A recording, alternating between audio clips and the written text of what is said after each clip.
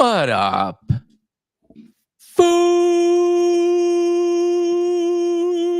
The voice is getting back a little bit, Jack. I have been sick, but that's getting better every day. Monday, it hurt and it did not sound so great, but Jack, freaking welcome to the show. When our intro called me in, I was so excited because not only are you doing practical things, but this space needs to hear more of this, right? Like meme coins are fun, right? But like, what is the practical application of a meme coin? We're going into the RWA world, and I'm just excited. So, welcome to the show, my man. How you doing? Thank you. Thank you. I'm doing good, man. Thank you so much for having me. I'll say Absolutely. I'll say meme coins were fun. We kind of over it, right? Yeah, that's a good way to say it too. I'm also gonna just make this note.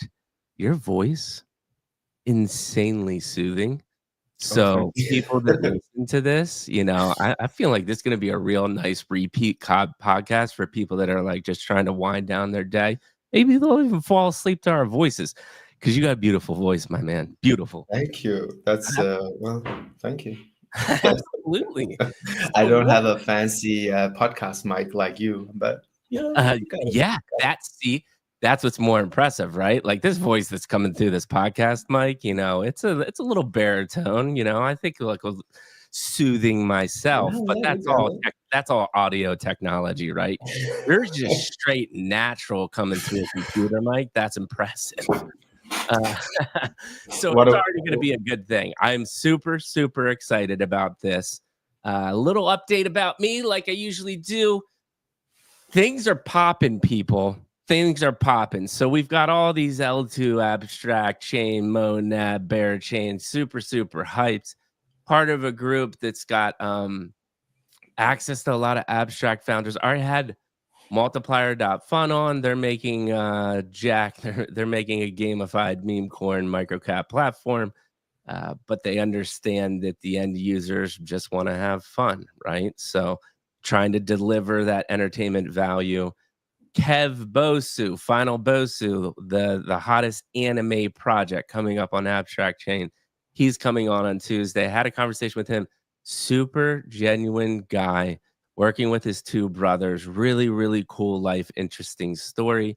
And he's just trying to do what he loves and make an impact. So that's going to be a fantastic conversation. Bossa, you might have heard of that guy. He's done a thing or two in the space.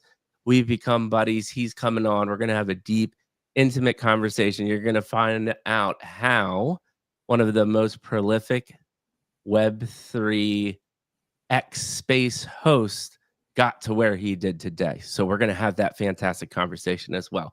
But enough about me. We're here for Jack. And Jack, the rest of the time is all about you. So what we like to do here is we just don't like to say, hey, Jack, you're working on Aryze. Tell me a little bit about that. We go deep, right? So Jack has already sent me a little bit of his background. Jack, blockchain innovator and CEO. You have been building Aryze since 2017, led Coinify's innovation lab, created groundbreaking blockchain payment solutions, and recognized as Forbes 30 under 30. He did not pay for this. He was recognized for it, right? A lot of people Web3 paid for that. But this guy actually got that tag because of the incredible things that he has done. And then, fun fact, he's known as Bitcoin Jack after living an entire month using only Bitcoin to highlight the blockchain's real world potential. Jack, how'd I do? Did I do you justice? Anything else you want to add? No, I think it was good. I think it was great. The living on Bitcoin, it was in 2015. Just to Wow, just I just to love give that. just to give it some perspective. So I think you could live more easily on Bitcoins. I know you could. Uh, so the ecosystem is there, right? You can just spend it via any crypto debit card, right? But Right. back then, you actually had to convince the shops to start accepting Bitcoin payments in Oh, order to get to spend money on groceries and stuff. I cannot wait to talk about that. But yes, thank you for bringing that up. Because I did. I remember you talking about that, but I didn't remember how far back it was. People, think about this. Bitcoin Jack was doing this a decade ago, and you're still having problems transferring crypto to different chains. This dude is a legend. So we're going to be having some really cool conversations. And with that being said, Jack, we're here. World famous midlife crisis question. How did you get to the seat you're sitting in today, Jack? Please give me episode 1, 2, and 3. To reiterate for the audience that will listen to this later, episode 1 is childhood. I don't need to go deep about super personal things, but I am very interested in, are you a tinker? Did you like sports? Are there vivid memories that had a profound impact on you? Were there parental figures? Anything else that really, I'm getting at here, helped start, train, and mold the beautiful mind that you have today? Episode 2, schooling, entrepreneurship. Did you work for corporate? What did that look like? And in this episode, really interested in failures, wins, learning lessons. Did you have some mentors? What was that skill set gained, right? Because those skills now have prepped you for this wild crypto Web3 journey. And that'll be episode 3. And we can talk a little bit about how you got into it. Well, we already have the story about you spending Bitcoin in 2015. And then what you're currently doing today. I want to give you a chance to really help people understand what's going on. And then I'm always interested in like the next 6 to 12 months, 3 to 6 months, whatever makes sense in the future. So that's it, man. It is now all you, and we're going to go on a magical journey. So anywhere you want to start in the childhood episode 1, hit me, man. Hit me. I'm so excited. Well, I've done a few podcasts and conversations in different formats, but usually it's like crypto stuff, right? Right. So Right. this will be a first for me as well. Yeah. Let's see where it leads us, I guess. Well, starting at the beginning, Mm-hmm. I'm 34 years of age. Nice. I'm born on December the 25th on Mm-hmm. Christmas night in Armenia. That's amazing. I have an Armenian background. My parents are, well, we all do, and we fled to Europe, to Denmark in '94, Mm-hmm. and the reason for that was varied. Armenia was a part of the Soviet Union, Right. and after that collapsed in '89, then Mm-hmm. Armenia had to spend a little bit of time figuring out itself. Yeah. Like Yeah. as a new nation, like all the others that got independence, sovereignty, and Mm-hmm. in that war, of course, was a big part of the narrative, specifically with our neighboring countries. And long story short, my family and we fled from Armenia and Yeah. established a life in Denmark. Nice. And I hear Denmark is a very inviting place, but you did say, I remember you telling me this, the weather is pretty cold at times. So beautiful people, right? I But am. they're inside a lot. I consider myself, as much Danish as I consider myself Armenian. I Right. love Right. Denmark, and Denmark is my home. That's awesome. And credit to to Denmark as a nation for the support that my family was given, and throughout our journey. But saying that they are a welcoming nation, it's maybe stretching it a bit. There are some. Okay. All right. That is sorry. That is We are a small nation. being naive. So let's talk Yeah. as much about that as you want. Well, there was a famous story in the media a few years back when there was some refugees trying to come in, and it was not a pretty story, where Denmark did not only not let them in, but also basically took their gold. Like I don't know the details of it, but Denmark is a small place, a careful place, and a place with not a lot of room. It's not the biggest of nations physically, Right. geographically speaking. Right. but it is a beautiful people, a beautiful country, Hmm. both inside and out. Yeah. They're great hearts. I love Scandinavian people, and they're also descendants from the Viking, making them strong, Yes. resilient, beautiful, Yeah. powerful. And Denmark is a powerful nation. Looking at globally, the world speaks a lot about Denmark now because Trump thinks that he can buy Greenland, I think. Mhm. So there's a lot of conversation about Denmark right now, but Denmark has been the birthplace of several industry leading companies. We all know Maersk and Lego and Vestas and Novo and whatever, Yeah. just to name a few. Right. and Right. um, you know, and if you can make it in Denmark, which is it's not easy making it in Denmark, but if you can make it in Denmark, the world is open to you. That's the attitude that Aryze operates under. There'll be plenty of reasons for us to be a U.S. company, or for us to be maybe have our, let's say, Portugal or Malta or something like Liechtenstein or Switzerland. Right. There's different advantages, but Denmark is not an easy place to do this type of innovation that we do. Explain that to me a little bit, because that's lost on me. Just give me a little reason as roadblocks, and why you said if you can make it in Denmark, you can make it anywhere else.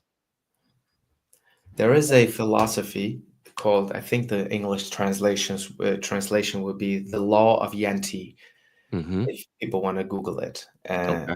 In Danish, it's called Jantelov. It's Okay. not a law. It's not a law. It's more like a philosophy Yeah. mindset, right? Yeah. That you would, as a foreigner, recognize in Denmark, and there's some validity to it. But it's basically like a bunch of rules saying, like, don't think you're smarter than me. Don't think you're richer than me. Don't think you're better than me. Don't think, like, the Right. opposite of the U.S. American dream attitude. Gotcha. Gotcha. And that mindset paired with carefulness, like being careful about decision making, not doing rash things and involving yourself in, let's say, necessarily what the EU does directly. Right? So Denmark has veto rights, for example. We don't use the euro. We have our own currency, the Danish Right. krone. Hmm. And so Denmark tend to move a bit carefully when it comes to big decisions, Gotcha. which has created a safe economy, safe businesses, safe, like, legal frameworks, but it's slow paced and it's careful. And when it came to crypto, the first attitude was, this is not regulated, don't leave us out of it. Then the next attitude was, don't touch it, it's basically drug money and terrorist financing, right? That, like, the Yeah. same Yeah. narrative as that Yeah. everybody over the years but as most other nations, they have changed their attitude. Now we have Mhm. MiCA Mhm. regulation, which while started in the EU, will be implemented by each member state and in Europe, right? So Right. we'll see how the eventual implementation in Denmark looks. Right. But um, just to summarize, Denmark is a place where you can do great things, but Mhm. you must think about quality. And there's a Right. reason why Right. Danish quality has a brand like Echo shoes or Bang& Mhm. Olufsen speakers and Lego. Like, there's a stamp of quality which is essential in our. 100%. I think And so. so Yeah. so, it's the opposite of where I lived at part of my life in Silicon Valley, which was run as fast as you can and break as many things as possible. Which It's a is different attitude, yeah. but what I'm hearing, and what I love what you're saying is, and we'll talk a little bit about continue the childhood after this, but I think this is a very, very important critical concept, which is you're actually staying in Denmark because you said it. You said it yourself. If you can stay in Denmark, you can make it anywhere. But really, if you peel back the layer of that, what you're really saying is, if you can deal with adversity and challenge, you are building a more solid product, and you're really understanding all of these roadblocks. You're not taking the easy way, right? People like to take the easy way, especially in crypto. Am I reading that right? Does that make sense to you? Absolutely. I could say it like this. Think of Denmark as the best incubator for the world, right? The Danish companies like Maersk, the shipping giant, or Mhm, Grundfos, or Vestas, or Lego, or Novo, and all these giants, mhm, they do stuff for the world, but they mm, started in Denmark, right? right. Because once you start something here and you get to crystallize it here, Yeah. that already means that you have proper governance, proper everything, because I would say the standards are just that much higher. Mhm, So same thing with, let's say, something more techy. Skype, I believe, one of the Skype founders, right. I believe, also was Danish. In crypto, you can think about the founders of Chainalysis, Uh-huh, Maker. Maker uh-huh. was, Rune and his partner started that. Um, I believe even Unity, right? The Unity engine, and Yeah, there's the game Hitman just on the top of yeah, mind. And, yeah, there's uh, Niels Bohr. yeah, There is Søren Kierkegaard. There's philosophers, there's thinkers, there's mathematicians, there's right. companies. There's a lot of quality stuff coming from Denmark to the Mhm, world, yeah. and yeah, that's what That's I a hope we can beautiful bring way to into put it. Aryze and our activities, right? Man, I love this, like, we're already peeling back, and we're getting some, like, really interesting context, and this you see why I like to have these conversations, like, yes, we'll get talk to crypto, but we're already getting into some philosophical things about why you're doing what you're doing and where you're doing it as well. But let's transition back to, you growing up, right? War torn, you're now in Denmark, um and when we talk about this, I'm interested in this point of, and we can talk if you don't wanna talk about it, it's totally fine, but my first immediate question as you were talking was like, that's some extreme adversity at a young age, right?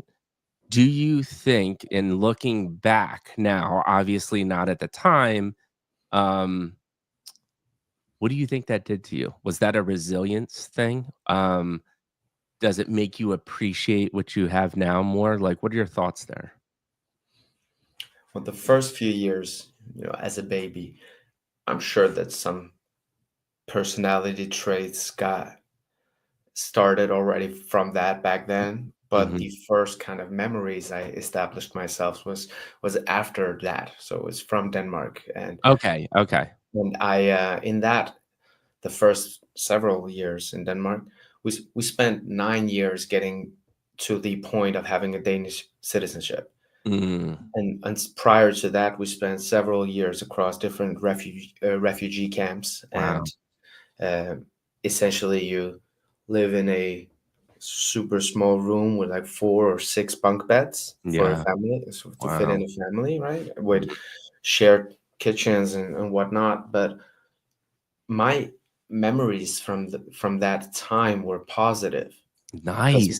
my Tell me about parents my parents took the my parents acted as a shield to shield my sister and I from the as much as they could, from yeah, the yeah. hardship of that time. So I do have, several good memories of playing with the other kids in the playground, and I was never hungry because my family made it happen. They worked really hard, and Yeah, um, which is something that I later understood the value of much more than when it was happening. Also, right. I got a 2-year-old beautiful boy myself now, so it's crazy what you Congrats do on that, for your man. The kids, best right? thing in the world. And yeah, man, then from that era, we got what's it called, like green card, I guess, permission to stay, so we could move out of the that Mhm. environment. And we got our first house for rent, and from there we established a life. And there was many, the people that came at this around the same era. The Soviet Union was no longer in existence, so you couldn't really passport a degree to Europe one to Mm, one, right? So even though my mom was a university lecturer, even though my dad was in work active engineer, wow. and we're talking Soviet era engineering. Right, You're no dummy, right? right. But when you came to Denmark, there was no there was no like comparing exact degrees saying, oh, that means that you have this degree, so you can get a job, right? Right. So they both started over, my mom and dad, and they went to school and they did the whole thing yet again, started over literally with everything, right? Mm-hmm. New language, even. And so I think that, of course, that attitude Yeah. is of course a major part of why I'm able to do what I do, and they're doing, or the result of their doing, is the reason why I could even have the audacity to think big thoughts like, let's create CBDCs, or let's tokenize gold, or let's Yes. digitize real estate, and Yeah. let's do I don't know, whatever, right? So I think, or I know that, they did, my family, my mom and my dad, my sister, deserve a lot of credit. My parents, of course, importantly, they deserve a lot of credit and respect, which I do give them. Dude, see, this is beautiful. And one of the things that you said, and I'd love your thoughts on this, because I actually have this philosophy too. Like, listen, you're not in the most ideal situation in the fact, like living quarters, right? You said there's bunk beds and stuff there. You have shared kitchens, but you said something that I think is very important. There's a lot of people that, and now listen, I'm a white dude from America that grew up in middle class and had everything that I need, right? So, like, I can't even relate to what you're saying, but I can relate to the fact of what you said that I think is really interesting to me, which is my philosophy as a parent, right? They protected you in the mindset of, like, they still showed you good values, you were able to play, but more importantly, you had a roof over your head and you had, like, the basic needs, right? You had clothes and you had food. Talk to me about that just a little bit on your philosophy and, like, how important that is, like, growing up, because that's my philosophy, right? As long as I can provide those things, and ultimately this too, which you didn't come out and say, but you were saying is you felt loved, right? I Like, those did. are so important, right? So just talk to me a little bit about that if you have any more things to expand on what I just said, and if not, we'll move on. Um, well, let's give an example. I never, we always had food, we always had trips and experiences, and Mhm. because family helped to shelter us or shield us from the challenges, and they would rather have use the same shoes and give us shoes instead. Yes. That mindset, right? So, Yeah. but we never had like everything we put our finger on. Like I had to want it and wish like want it for Christmas or Ooh, something, like so ooh. we appreciated what was given to us. Mhm. I Mhm. remember the Discman, the CD player, the Yes. Discman. I Yes. loved my Discman. Yeah. It was so, getting that was like awesome, right? Mhm. Mhm. And because I really wanted it, Right. But if I had gotten it the first time that I wanted it, I don't think that I Mhm. necessarily would appreciate it actually, but I really, really, really wanted it for some time, and then got Right. it, right? The Right. same story with the first PlayStation 1. But that was Yes. badass, My man. My right? man. And I remember that games were really expensive, right? So one thing is getting the PlayStation, but then you also have to get the games. Mhm. And I never missed not having any games, but later I understood that we got somebody to chip it, like put a chip in it, so that I could play copied games. You modded it, my man. I didn't, but somehow it happened. I was just a kid, right? So Dude. it got modded, and I Yeah. got like a folder of games. Yes. So I did that with I my Dreamcast. It was amazing. Mhm. yeah, so I had the experience of having lots of games, even though my family could not afford lots of games. And you could, Right. yeah, so I never felt like, oh, the other kids have this game and I don't. Right. No, I had the game, but the way of getting the game was a bit, different from just getting the game. Yeah. Same thing with Pokemon cards, right? Yeah. So Oh, nice. Yeah. and so I learned you got to hustle for what you want. So Yeah. I had a kid hook up to a kiosk owner where we could get cheap football collectible cards, and I was trading my football cards 2 for 1 to Pokemon cards, Yeah. because and then I was taking Pokemon cards from my classmates and schoolmates because Pokemon card were expensive. Yeah. But I had the hookup to the UEFA Cup and the football stickers and the like soccer, right? Soccer cards. Right. So I did like a barter economy to Nice. get Pokemon cards. So I never had the experience of not having Pokemon cards, but I have the experience of you got to do something to obtain it. Yes. And Yeah. that's what I think that my upbringing got me. Yeah. Nothing is Yeah. given, No, and and appreciate what you get, that right? totally makes sense because, my younger childhood, same thing, right? My mom stayed at home. My dad was a mailman, right? He delivered mail in the States. So like he wasn't making tons of money, right? But I still had we rented a townhome.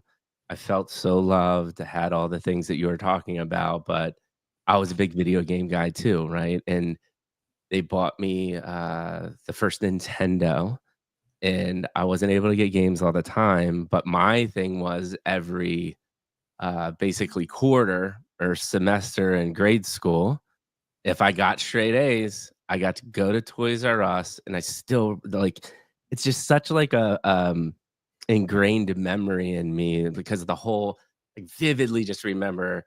So the games were never out, right? And Toys R Us had these like plastic sleeves that had Mm. a piece of paper with the price and then the name on it.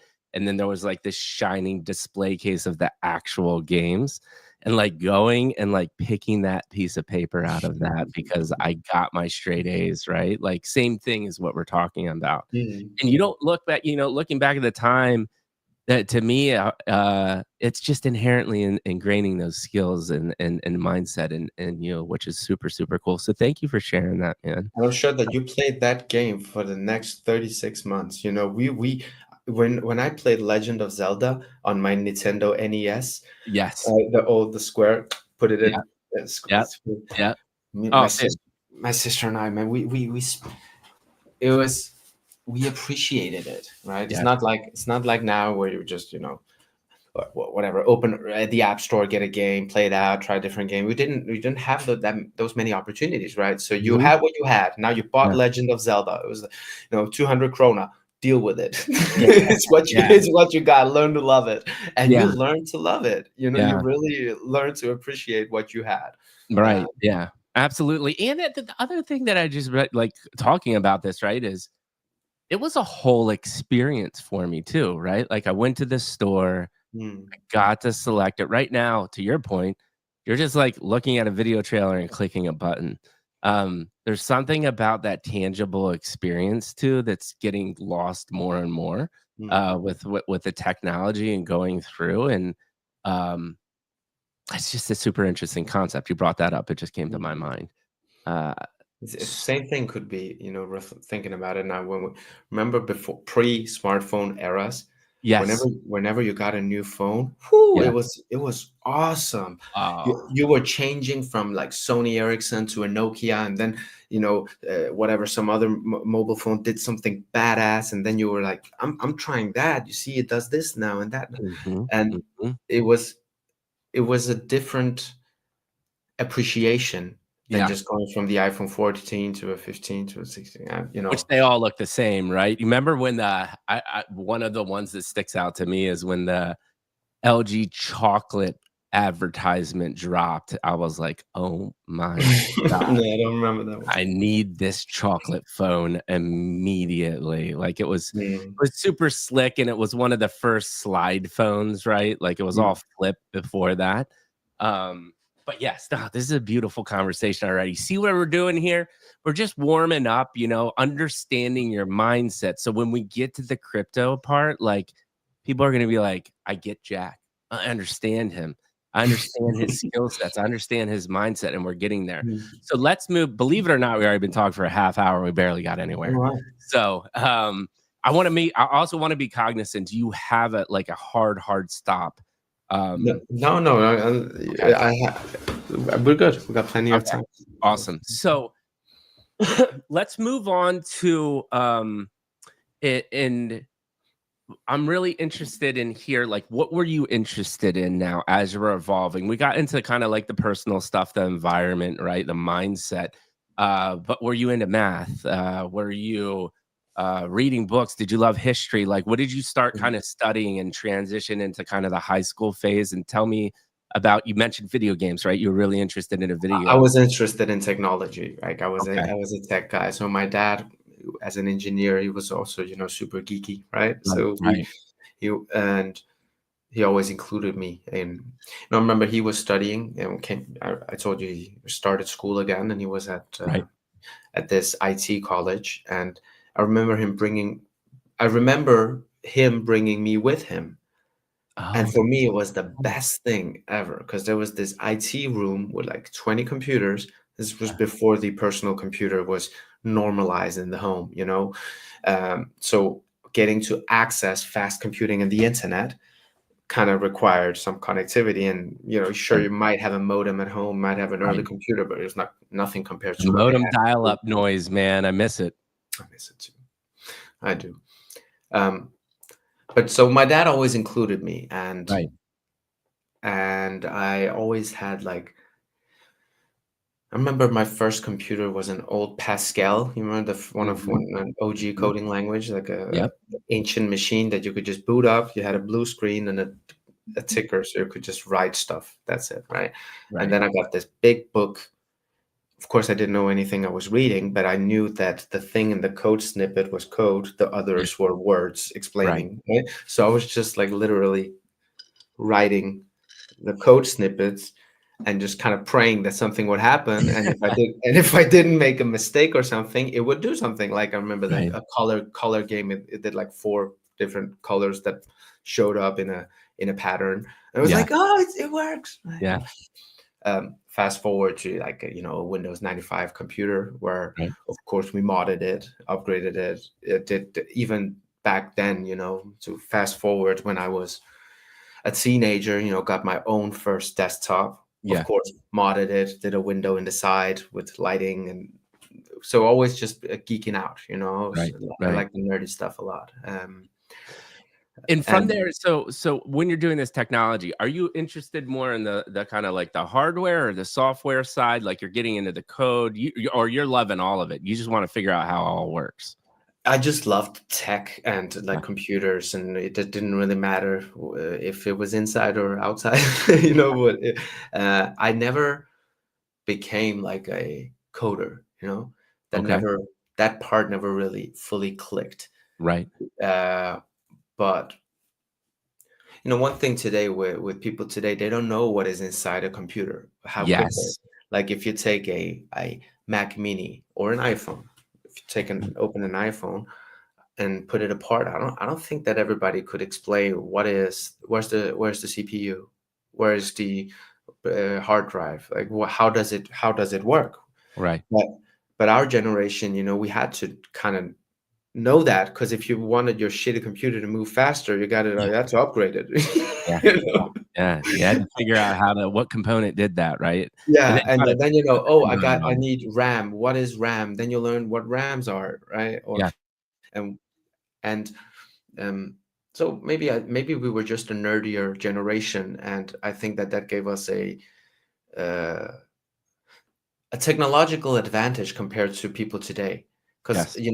you might say, oh, they got all the tech in the world and they got supercomputers in their pocket. Yeah, Yeah. sure, but they are only interfacing on the application layer, like their clients. Yes. We were Yeah. not clients. We were participants in Yes. the creation and the expansion and the modification and the scaling. Like if you didn't have a cloud server you could use, you had to build your own FTP server. Yeah. Yeah.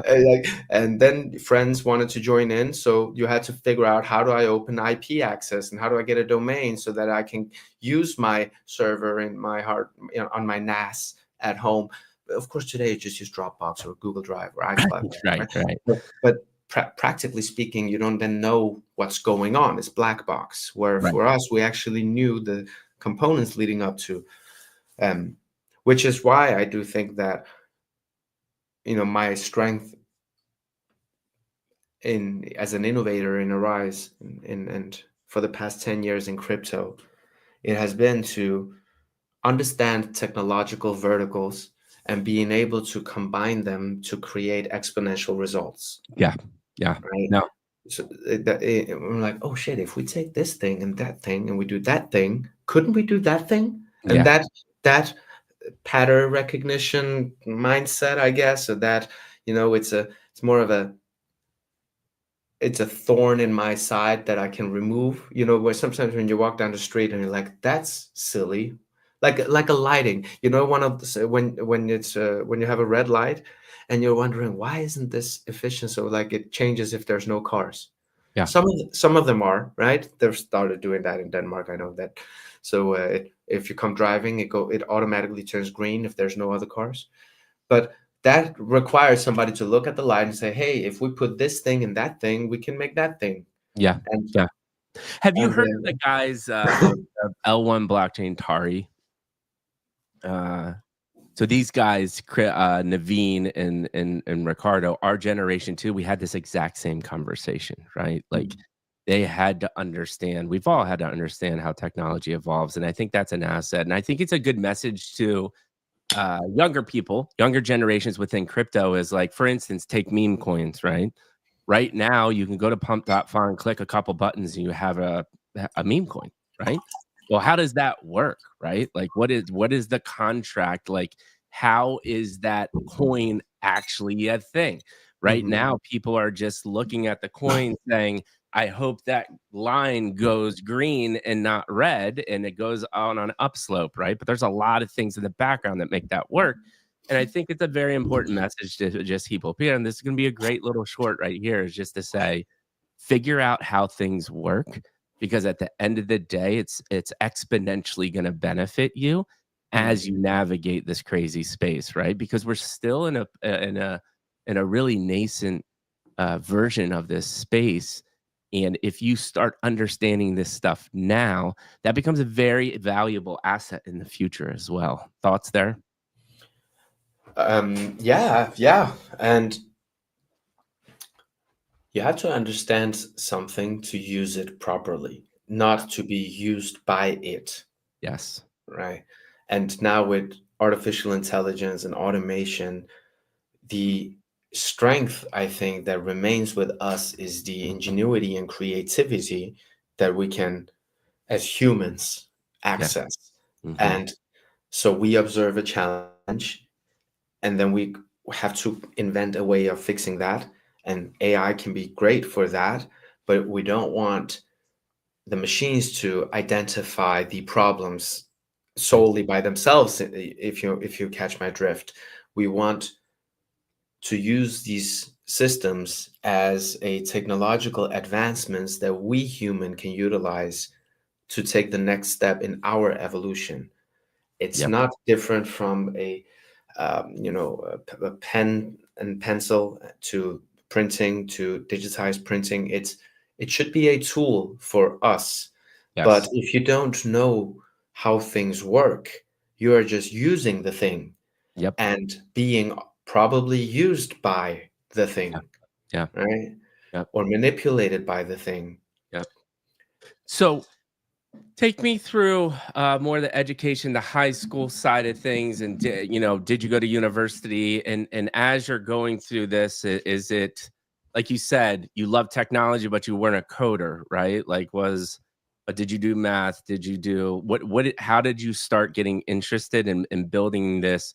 You've got this beautiful tech mind. You're in entrepreneurship, so talk to me a little bit about that, and then we'll get into the entrepreneurship Mhm. side.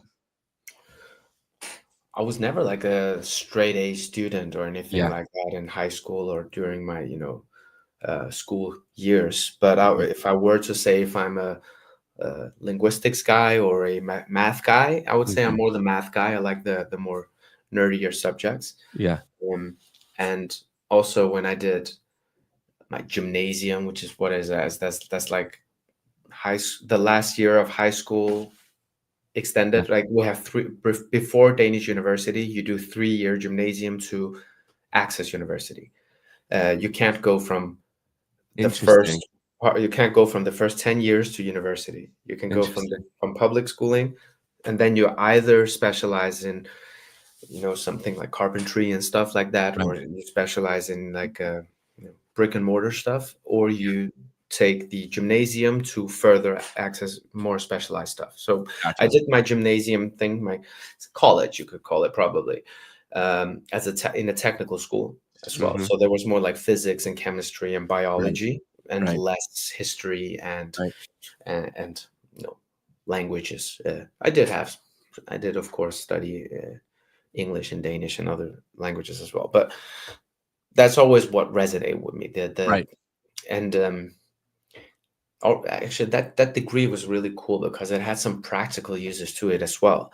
So we got Mhm. to go to the partner school, which had the handyman degrees. I don't know what it's called, but the people who do like Yeah, we the we just call it trades here, right? Like you're yeah, an electrician, you're a plumber, yeah, you're a yeah, trade carpenter, trade right? school. Yeah, so Yeah. it was connected to a trade Yeah, school, you're like right? actually learning a skill, Yeah, right? yeah. And our, my technical gymnasium had a partnership where every few weeks we went over and we learned some stuff on the big machines, whether Yeah. it's Yeah. woodworking or sewing or whatever it was. So there was some Yeah. practical stuff to it as well. Yeah. I really liked that. And already at that point, I probably started. I'm thinking here. I remember one school project where I took a parking sensor that you could attach to your car, Mhm. for old cars that didn't have Yeah. the distance thing. Yeah. I took the sensors and I put them on a T-shirt with a fanny pack and a battery bank, Yeah. and created like a shirt for blind people so that they don't run into walls. It That's would be amazing. so you would go closer to a wall and it would beep faster, and you Yeah. go back Yeah. from the wall, and so a distancing thing for blind people, right? That's amazing. And I thought, yeah, still today, I think it's a pretty cool concept. It could be probably a glove or a vibrator in your pinky or something, but the Yeah. conceptually is pretty cool. Uh, it was not very advanced, of course. I was just a Right. teenager, right? But not, of course, some teenagers do magical stuff. I didn't, so it was just a prototype. Yeah. But that's what I really liked. But being creative, inventing cool solutions, Mhm. using math and technology, Mhm. and when I then uh, from there I studied at a college, a business college, where I did Mhm. studied marketing management, and afterwards I studied a degree called innovation and entrepreneurship. Nice. And that was really where it clicked for me. It was like, oh, great, this is fantastic, because all the stuff that I liked doing until now, the creative stuff and invent, Yeah. that you learn to kind of fit it into a process, Yeah. structure it, do something about it, right? And around that time is where I saw crypto. Nice. 2013, I saw Bitcoin. Mhm. I got into that sent some money to Mount Gox, or MT Gox, one of Oh the, boy. yeah. That didn't end well. Didn't end well. Um, but since that time, I saw Bitcoin as being something really cool. And for me, it was not but sure, price went up. That was fun. Um, but it was more the concept of it being like programmable money. So when I was in school and doing different, marketing strategies for this and that, I kind of used the school to, why should I do a marketing strategy and how to promote this cup in Finland, if I can write a paper on how to use Bitcoin for payments in remittances, Right. whatever it was. So every piece of work that I did at that point was basically involving crypto. Right. At the same time, I started a crypto community on Facebook. It grew to a few thousand people. I got my first internship in a crypto company, and then I got my first job in a crypto company. And Nice. then I grew in that crypto company, and eventually I was the head of innovation. And Nice. then I left my position to start my own company to Mhm. do these things under kind of my own roof. But I Right. went back to school did my degree in innovation and entrepreneurship, and basically used the school as the workplace for me to do my consultancy work. Nice. Yeah, it was your little incubator hub as Yeah, you're and I making got all my money. teachers, and they had like a school incubator I signed up for, and Nice. I got to access a bunch of startup tools. And but on the side, I made money, right? I was a Web3 guy, so advising and consulting, law firms and municipalities, and Mhm. solar panel stuff, all kinds of use cases, because everybody was talking about crypto in those early days, Yeah. uh, like the ICO era, Yeah. or actually even prior to that, right? So I used the university as a accelerator to accelerate the Web3 kind of journey that I was on. Yeah. Yeah. And my master thesis in that final year of school was actually introducing e-krona to Denmark, like the Nice. making the Danish national currency digital. Yeah. And I think Tether launched in like 2018 or 19. We're Mhm. back in 2016, 17 here. So stable coins were not really a thing. It was not really a coined expression. And it Right. was very much in its infancy. So we can read about stable coins, ad nauseum today. But back then it was explaining this is a digital version of this and that, and what it means that it runs on a blockchain. So peer to peer, like so many things that were outside of the scope of my colleagues, but the peers understanding, people outside of the sector. Yeah, so you're spending a majority of your time explaining the technology, Yeah. whereas now that you don't need to spend time on that No, because there's no. enough information, right? Now it's like, Yeah, how do we apply this technology and make new yeah. things? Wait, one thing as you're going through this, and I think this is a really interesting topic, and I've heard so many responses, but reading between the lines of what you're saying here too, and I have my own opinion. In social media and this world of like, entrepreneurship is glorified. For you to be successful, you never need to sleep and you need to quit everything and be 1,000% into what you're doing. But what you did, in my opinion, was smart, which was you went to school, you had a support network of this incubator while you continued to make money and grow. My question is to you, is it the core? Do you have the Cortez mentality of like, burn the ships? I'm here. I got to figure it out. Or is there a smarter way in your mind to do it to kind of like level up, but still have resources opposed to just like cutting the cord and going 100%? I If I had went 100% that early in 2013, 14 Hmm. on stable coins or whatever, idea, I would not have had the experience nor maturity level to carry that into fruition. Hmm. I had to dance my dance to get to the light bulb moment of the of what led to the becoming the precursor of Aryze. Like, so for me, my journey was like this. But once I did create Aryze and I did start that, Uh-huh. then y- the ships are so burned that they're floated away. The ashes don't even exist anymore. Right. There is no ship. There was never was a ship. Yeah. Yeah. Other Bitcoin? What are you talking about? Bitcoin. Rise, rise, rise. My entire last 7, 8 years of my life has been in this only.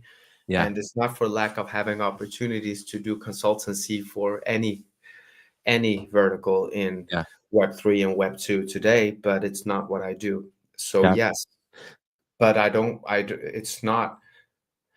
One thing I don't like is the attitude of everybody is now an entrepreneur. Yes. God, hell, I wish I wasn't. The point is, it's not for you, dear listener. With 99% certainty, don't do it.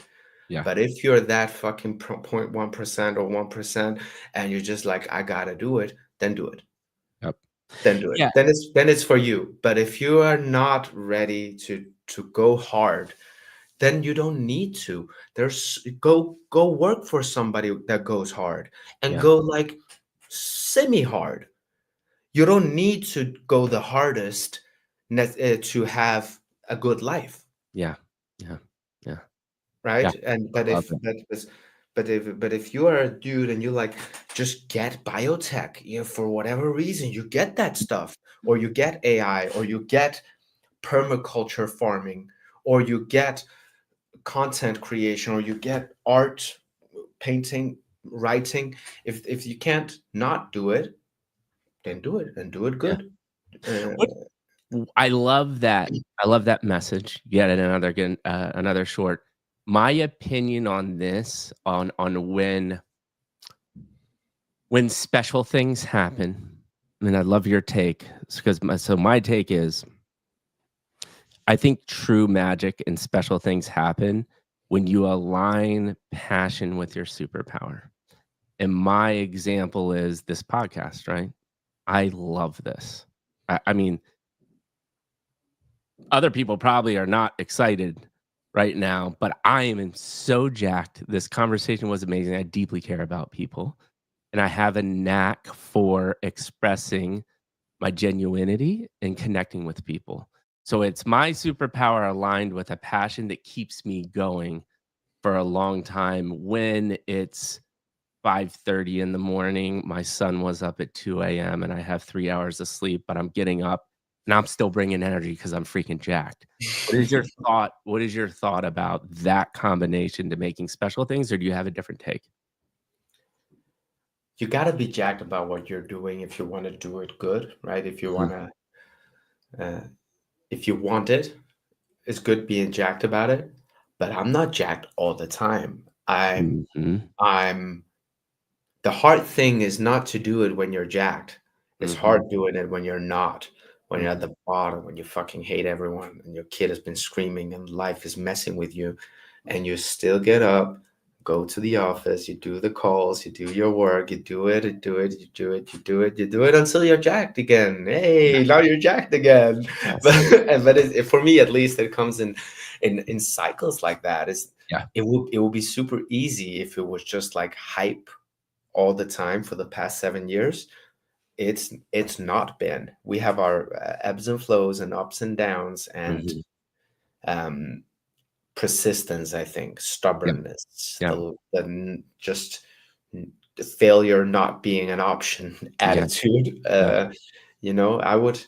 There's probably would have been people not probably, there were people in my shoes in 2017, 18. We saw so many ICOs raising money via token sales. I read somewhere like 80-90% of those companies don't exist anymore. yeah, um, absolutely. some lasted 2 years, some lasted 5 years, some lasted 4 years, some lasted a month. Aryze was a part of that incubation. We did our ICO, and we have not survived thus far because we had everything right from day one. Oh, for sure. We've only survived this far because we were too stubborn to let it sink at Yeah, the point in times where it was close to sinking, yeah, but we just didn't let it happen. mhm. And that stubbornness is essential, and it leaves battle wounds when you fight those battles. So I love it. I love it. if you want to like a clean back with no scarring and like a smiley face, don't become a tech entrepreneur. And so, last question before we get into the practical of like how did Bitcoin Jack get to now, right? Um, and then we'll go into like practical. What is Aryze? What problems are you trying to solve, and what does the future look like? Which is, and you're not allowed to say, "Do not come an entrepreneur." And the question is for the young aspiring entrepreneurs. Couple words of advice. Oh, well, so if what I just said about not being an entrepreneur made you angry, if you just Uh-huh. want to slap me and say, fuck you, Jack, you don't know, I'm going to be an entrepreneur, then I like you. You're that guy. Yeah, Go do it. Go be an entrepreneur. And so that guy or girl who just got really mad at me for saying you're not the guy or you're yeah. not the girl, you're the guy, you're the girl. So Wow. take that for what it is. And now the hardship begins. Now the fun ends. Now you got to work hard, Mr. or Mrs. One person, So to this one person, I would say you got to surround yourself with people that in a sector you want to be proficient at or work in. So if you're into crypto, for example, and you're in Copenhagen, you start a company, a one-person company. You give yourself a cool name, and then you go apply for a membership at Copenhagen FinTech Lab. Yeah. Why do you do that? Well, because now you're having dinner with Banking Circle. Now you're having lunch every day with 40 other members in that organization, some super established, some new. But what you're hearing when you're eating your dinner, what you're hearing when you're drinking your coffee, suddenly you're in it. Suddenly you're surrounded by fintechs and banks and liquidity providers, and suddenly you find your spot. If you don't know already, if you have an idea already saying, look, I know about blockchain, I want to do something within, I think I have a better way of doing a custodian setup, and I want to, again, go with that attitude or that level of foundation. Yeah. If so, wherever you are, same I would say for, if you're into biotech, go find a university with an incubator program, or like I know Danish Technical University has something called Skylab that do events. Go to the events. Yes. When I did my school, innovation and entrepreneurship, everything that was presented as an option for us to do, I did it. Yeah. So they said, who wants to do a competition on a boat for 3 days, where you have 3 days to come up with an idea, and you work on your idea, you learn how to pitch it, and then you get sparring and blah, blah, blah, blah, blah. Well, fuck it. I did it and we won. Right? It was top 3. We became top 3, but we got a thing. We won like a certificate. So we did win something. Point is, you won in my mind. Thank you. It was a good idea. We called it Injustice. And basically, it was a way to report unjustified act on chain, so that you could, the slogan was insight in mind. So don't hide it away, put it on chain so that we can look at it forever. It needs to be cemented like rune stones on a wall. Nice. Put it there. If it happened, put it there. But it was focused on bad act. Look, so unjust acts. Right. So that we as a planet could visualize all the terrible stuff going on and never let history lie to us and say that didn't happen. Or Anywho, it was like a United Nations NGO focused thing about whatever the sustainable development goals. Like half of them is like saving the world, and this was one vertical into what we could do. But point is, I said I opted into those things. I went. And there's, in Denmark and in Europe and probably elsewhere, there's plenty of stuff you can actually go to. If you're interested in philosophy, hey man, there's probably a church nearby that has invited some philosopher over to do an analysis of some chapter in the book. Go join it. He'll be happy to see you in the audience. Right. And once you're there, you know how many times I've been to a conference where I like the guy on the stage, and then 200 people in the audience, they leave, and I go up and I'm like, hey dude, I'm Jack, and people don't do it. So already, if you do it, you're already ahead of the game. People don't make the call. So if you make the call, you're already ahead of the game. Yeah. Be there. Surround yourself with people you're inspired by. Yeah.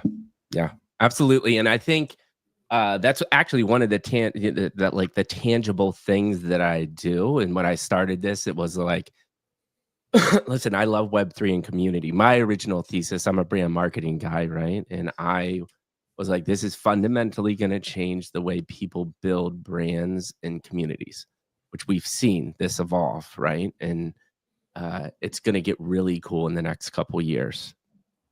It's not just going to be like, hey, I'm token gating a cool club like Bored Ape.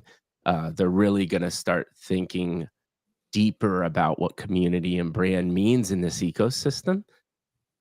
My point is, I wasn't, and nothing against mods or even community managers, right? I knew immediately, I was like, I need to talk to the people that are building in the space, and that benefit of having a conversation like with yourself and not your head of brand the mindsets and the connections that I've made have been insanely invaluable. And I Mm, think that your message is right. And I say this a lot about as a if you're, for instance, a content creator, people get so caught up immediately in the vanity metrics of, I need the most views and followers, and that's going to get me success. I've been insanely successful and I have a quarter, a tenth of the followers of the popular guys in the space, but I've built a business and made revenue because of the connections and providing value. And newsflash, people, it's called social media for a reason. You need to meet people. You need to shake hands. So I'm peeling back the layer of this is not just a PFP and some tweet feed. Like we're having a face-to-face conversation right now. mm, We're building a friendship, we're building a relationship. And you nailed it. I think that's one of the most important things when you're doing any of this stuff because it's very, very difficult. I always said I'm a firm believer at least in the power of twos, because unless you're like an Elon Musk type person, it's very difficult to do it yourself, right? mm.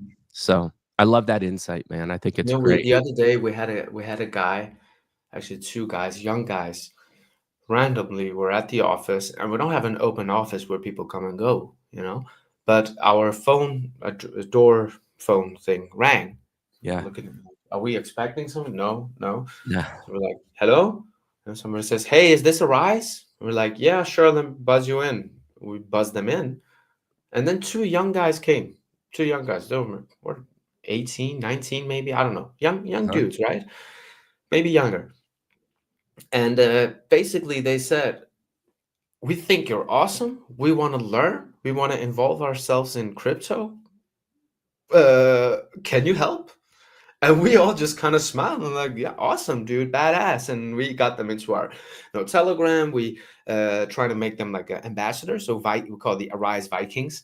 We have an That's ambassador program, amazing. and we've done stuff where we send some of our ambassadors on trips that they would never go to, like Right. a big conference or Token 2049. Like we can Mhm. send people to represent us as ambassadors and Yeah. open tons of doors for these Yeah. people where Yeah. they have all the options to speak with high level people in any industry, fintech, web 2, web 3 at those conferences. So we do that kind of stuff. But if I tell you that other than those two people for the past 8 years, nobody else has done that, That's I would not amazing. be lying. Yeah. Call Yeah. the place you want to go to. Just visit the dude, because often he's just a dude like me and think it's kind of funny that you call. I'm like, sure, why not? Yeah. I'm not, Yeah. I'm gonna die for having a talk with you. It'll be nice. I'll have a pizza. We'll chill for a bit. Yeah. It'll be a nice little change from my life. And Yeah. well, if not, if I don't, then somebody else, Yeah. And I have a we just hired a new a new guy. I don't think I can announce it here just yet, but 40 plus years experience in brokers, forex, banking, very very senior experienced guy. And he told me about one of the first banking jobs he had. I think it was going from Deutsche Bank to a Danish bank, who really wanted a forex job, and the other bank didn't want to give him the role he wanted. So he said he opened like the yellow pages under banks. The first one, some bank with an A, something like the first one. He called them and he was like, I want to do forex trading for you. And the guy was like, well, okay, then come over, let's have a chat. And he got a job. He got a job Yeah. because Yeah. people don't show up. Yeah. Yeah. So Absolutely. show up. That would be my advice to entrepreneurs who That's know they love. got to do it. Show up. Show up at the place. Show up on time. Show up at the gym. Show up in the sauna. Show up. Do it. Yeah. Yeah. Whatever you think you need to do or could be good, just do it. Show Yeah. up. I love it, man.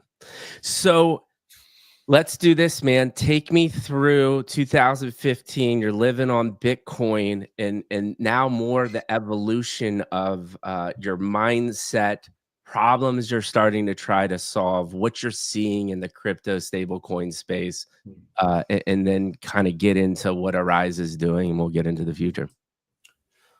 Well, initially, like all others who jumped into Bitcoin, the attitude was, look at this coin. It's great for payments. It's great for banking the unbanked. It's going to save the world.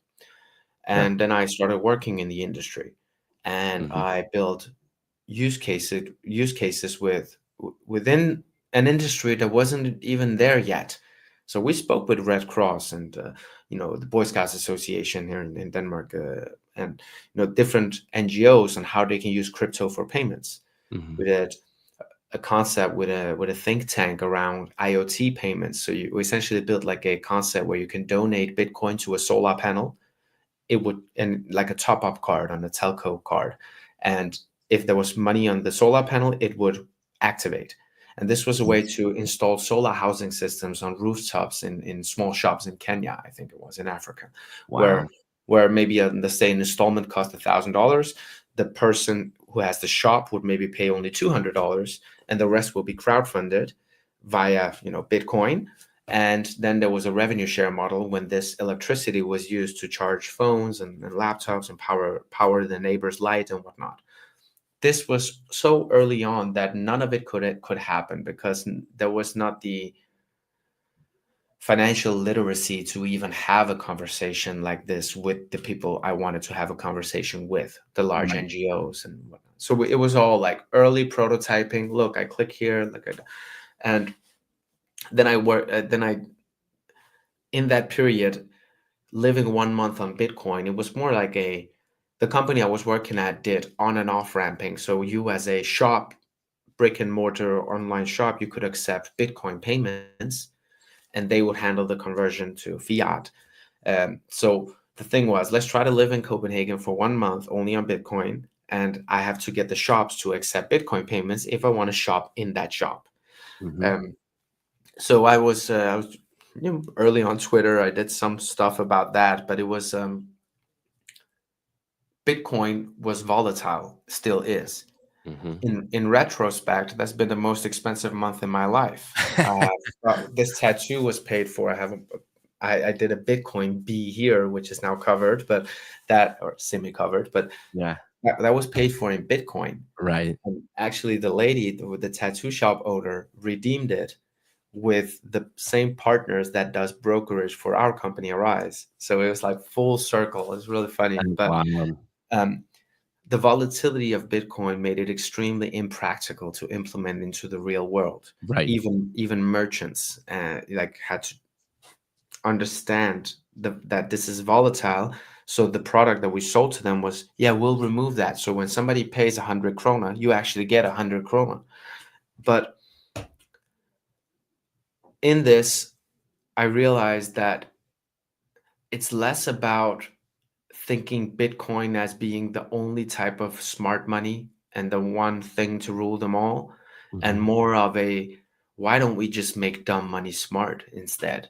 Like, why Yeah. don't we just have a digital krona or euro or pound? Or like, do we can we do something in parallel, in tandem with Bitcoin and blockchain, where we use the underlying blockchain technology to Mhm. move around other stuff? Right. And with that mindset, I built or I was involved with building like a property purchase platform where you could transfer the deed of a house on Yeah. chain. Yeah. Um, that's also where there's a fun, if you don't mind, I'll share a fun little anecdote. But Come on, man. You know I'm all ears. there's the Danish word for deed, like the deed to your house. Yeah. That is called skød. Skød in the literal translation means lap, like Okay. your your lap. Yeah. And the reason for that is that the tradition of deed transfers in Denmark, when that word was coined, was like following: you live in a village, uh, and Bob wants to sell his house to Charlie. Yeah. So now the villagers would meet in a circle, and Mhm. Bob would take some soil from his property and throw it onto the lap of Charlie, literally throwing the soil on his lap, marking the kind of Transition. transfer of ownership. Uh, Now, something important here. The people in the circle were the observers of the action. mm. And when in doubt, you would ask the observers. So when Charlie then wants to sell his house to Alice, The observers must first have observed the first transfer so that Charlie's can actually transfer it to Alice. Interesting. And does it sound similar to something Yeah. else? Yeah. Yeah. That is how mining in the Bitcoin blockchain operates. You have participants that observe what happens, and the next time you want to send something, the observers first validate, oh yes, you have actually gotten this Bitcoin you're trying to send. Yeah. So Bitcoin, conceptually, blockchain is not new. It is the same decentralized attitude that coined the word school for deed transfers in Denmark. Yeah. Now it's digitized. It's not human observers. It is mathematical and hashing and computerized observers. But Right. practically speaking, it's the same attitude. 100%. What changed from that in Denmark with the deed transfer? What changed was the king came in, did a centralized ledger, and said, "Now I know who owns what," Yeah. which is what has happened with money. Mm-hmm.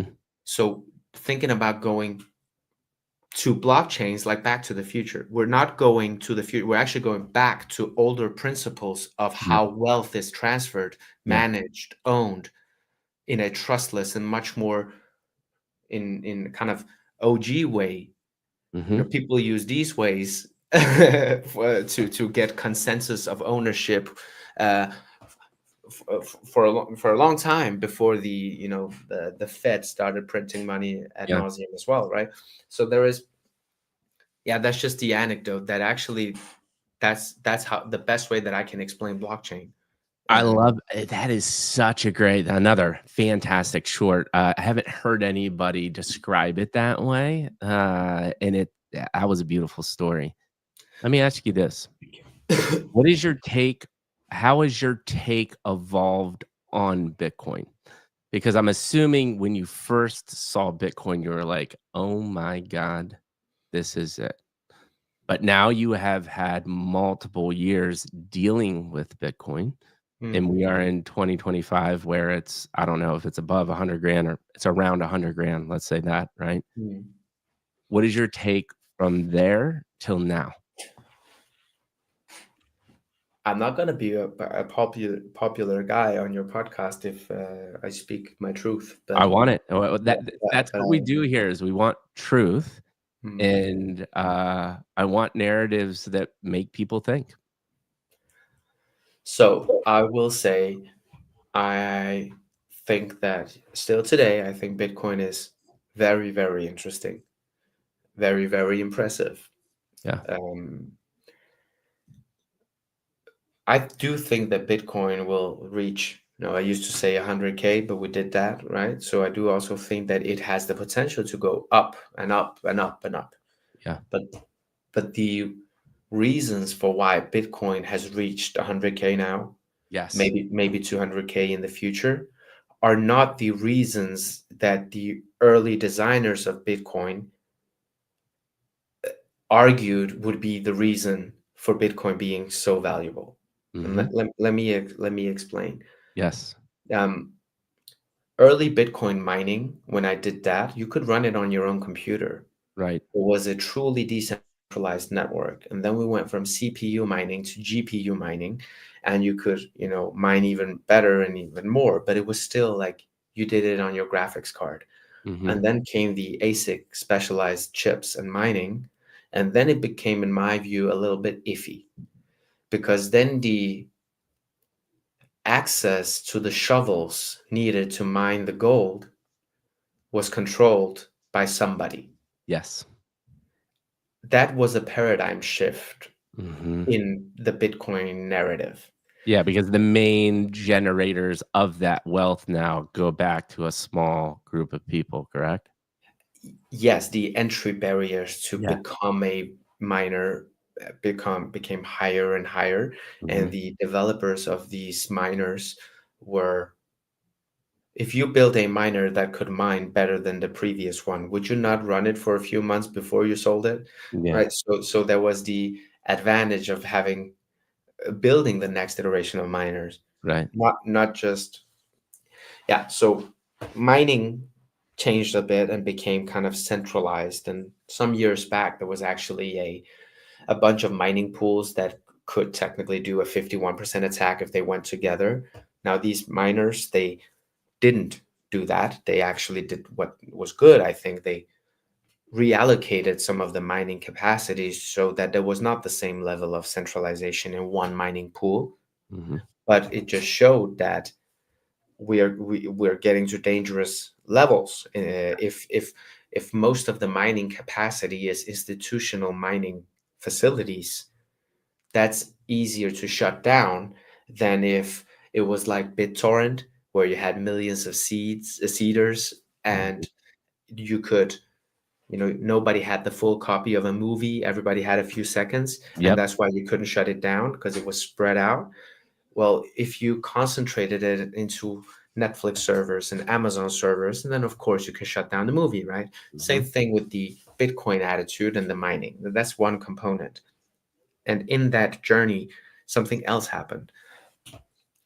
Satoshi wrote in his white paper, or actually on BitcoinTalk.org, I think it was in a forum, like on questions on what do we do when all the Bitcoins are mined, right? Why would miners keep mining? It's not profitable anymore.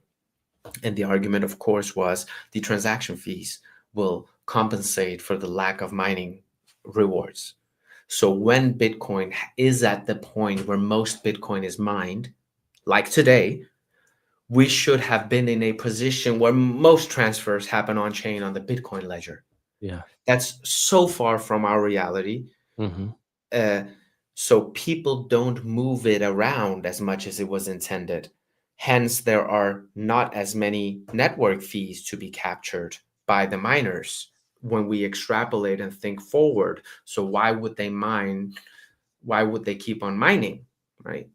And the idea was that the miners would mine to capture the network fees of the payers or the users. So it would be an ecosystem. But if I think forward and say, well, why will miners keep mining then? At that point, it's either if Bitcoin just keeps going up because of its new institutional nature, with the ETFs and the central banks wanting to hold it as a reserve and whatnot. So it could go up because of that. But then we're still in a point where it's like a reserve currency, not a cash currency or a currency needed to be spent. It's something needed to be held. Yeah, it's not And that, immovable. Yeah, it becomes like almost like bonds, right? Like you just yeah, hold or people on. like to call it like digital gold, right? Yeah. Because again, gold is something that you buy and store. You don't Yeah. send it, you don't sell it Mhm. generally. You hold it and you Mhm. acquire it and you accumulate it. Mhm. And with Bitcoin blockchain not changing its block size, which has its own controversies in itself, that further cemented the gold nature of Bitcoin contra it being a peer-to-peer digital cash, Yeah. like Satoshi wrote in his headline. Right. So now it is not going to be cash. It's too slow and pricey to move around. And with the crystallization of the centralization in mining capacity, I don't mind. My friends don't mind. We're not a part of the network. So it's not, in the same sense, a decentralized thing. It is Yeah. an institutional thing now. So yes, Bitcoin can reach 250. Bitcoin can reach $300,000. Sure, it can. Probably will, but for other reasons than for what it was designed to do in the first place. Right. And do you think that do you think people obviously people have realized this and they've created other L1s, L2s for efficiency of these transactions, right? Do you think Bitcoin's too far gone to catch up to these competitors? And it is just what it is right now. It's gold and it's going to be that way because other infrastructures have been built to solve this problem. And there's going to be another one that rises like um, Solana that's easier to transfer or any of these others. What's your take on that? I think that Bitcoin, as today, is too far gone. Hmm. It is not ours anymore. It is the puppeteers Yeah. now. Hmm. um, and that's probably the opinion that will resonate the least with Bitcoin evangelists and hardcore Yeah. like Bitcoin fans and new people who jump in and think, oh, what does he know about, or they have their own opinion about Bitcoin. And the ones who have been in the grinding in the engine room for a decade, they tend to agree with me. Yeah. They, Yeah, they, because and part of it is perception, right? Like when you really break down currency, does it stand the test of time? And, is it trackable? And, people tried to trade what, tulips or something, right? Like they were trying to trade flowers and they're like, oh shit, these things die. So I can't, show you that I own a tulip anymore and no one cares about it. But the perception of Bitcoin being the first, there's always something to that. And I think the question will be, because like you just said, as far as a transferable cryptocurrency, we're probably too far gone. Literally every day it seems like there's a new innovation in transferability, and now one's L2s, all of the different things that are going on, correct? What's your thought on that? Do you think it's just TBD on whether people still perceive Bitcoin to be as valuable as it currently is showing?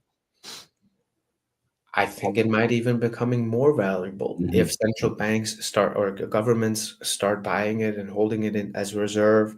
Yeah, It could pump even more. yeah. But if you ask a person on the street, at what value would you perceive Bitcoin to have?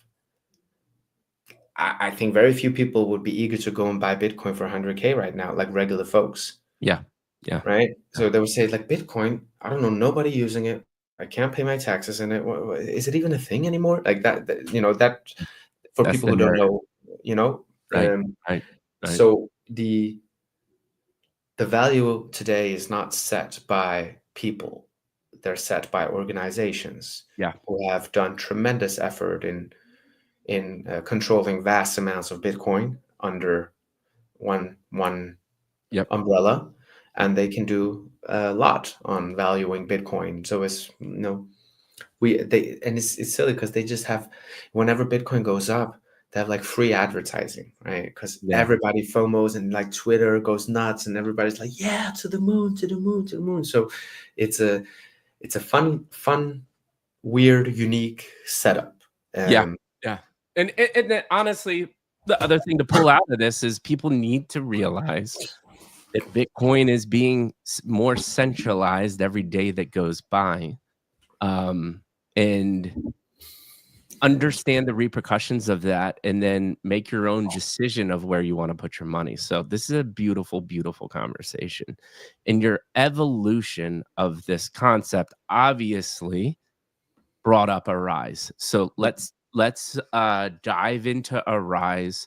And one, like, give me the 1 to 2 minute elevator pitch of Aryze.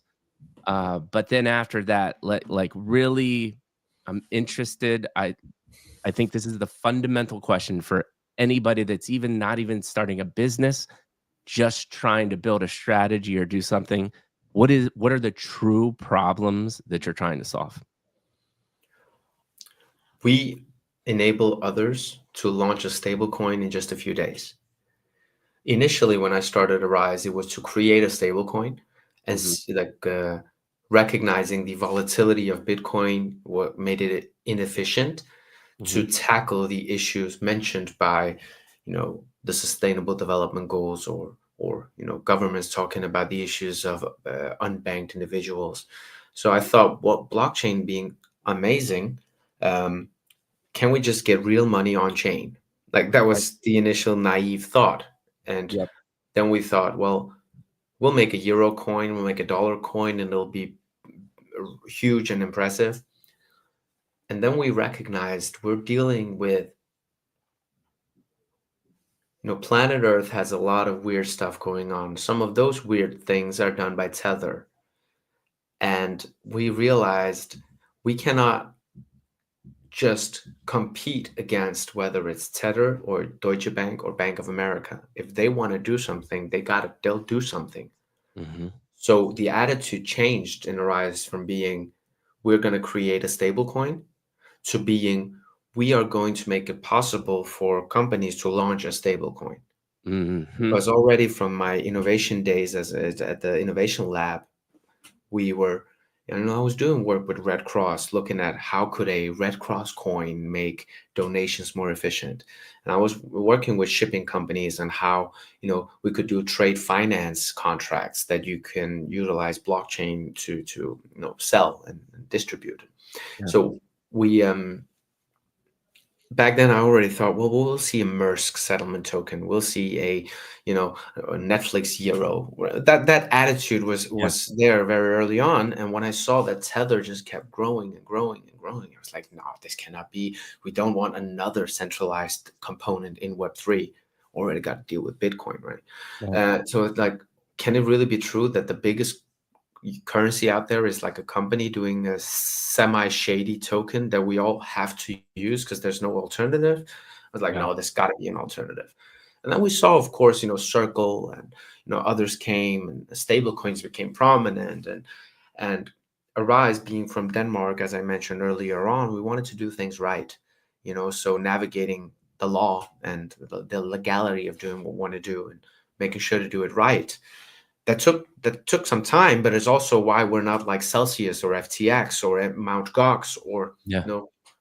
Silvergate or Signature or Silicon Valley, or there's plenty of bank defaults and crypto defaults just last year, right? Yeah. And our attitude has always been, let's do it right, Hmm. um, and let's become the magnet strip, not the credit card. I love that analogy. Right? I was like, Um, let others fight on who to write your name on Messi's back or sponsor a concert or on a banner somewhere. Let Binance and Kraken do the fighting.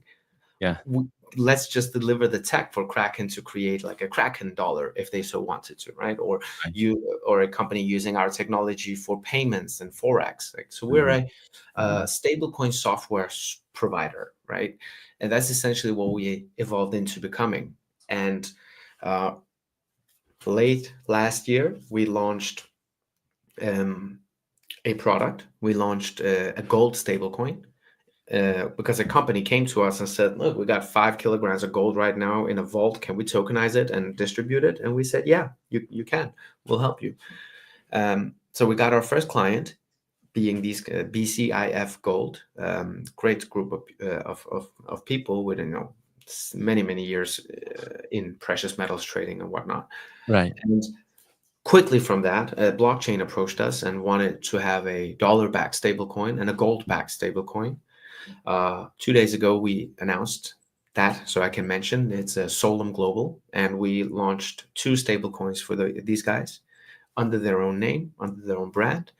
Um, and we plan on having more than 50 coins issued over the next 12 months. And the Nice. thing is, we do stable coins, and that's our uh, we make dumb money smart.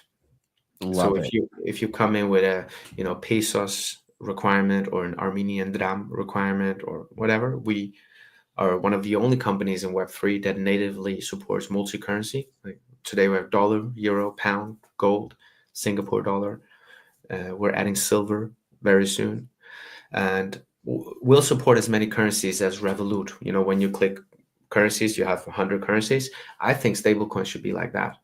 Mm, Um, Not just having $1 stablecoin with the gigantic market cap of today, and everybody in the industry, including myself, is just waiting for it to not work anymore. Like yeah. you can see it on the Tether trading volume that they trade much more than they hold, even though they hold a lot. But that's because everybody knows that you don't want to hold Tether in and out. That's what you do with Tether. Hmm. And it can't be like that. Come on, we're not trying to rebuild a thing like the financial crisis, right? We want to do something better. And I just don't think that what was out there was good enough. Yeah. And our combined market cap in 3 years between probably 200, 300 stable coins and some on-chain, some off-chain, some permission chains, some settlement tokens, some this and that, many different iterations. Uh, and our combined market cap will bring us to becoming a top 3 stablecoin company in the world, but it will not be in one coin. Heck, we might get $100 million from just doing like a settlement token for a company nobody has even heard about. Yeah. Uh, and that's been the attitude of Aryze, tokenizing money, tokenizing real world stuff, and putting it on chain, because Bitcoin unfortunately just didn't deliver. If that's hard to say, but yeah. Bitcoin didn't deliver. We're gonna put that down on the shorts, and we're putting it in the stake in the ground. Well, do it. Beautiful, Look, beautiful. even when I use Bitcoin, I use wrapped Bitcoin on Ethereum or something, right? Even Bitcoin is not being used on the Bitcoin chain that much, Yeah, and I'm not pro that. Just yeah, let's talk. If we want to talk about the elephant in the room, let's talk about it. yeah. Yeah, and it's just it's counterproductive to what it really was brought up to be. Yes. Talk to me about this though, because this especially now, like I said, we're still in the nascent phase. This speculation and hype, which you just described from a person that understands business and how things actually work, super excited.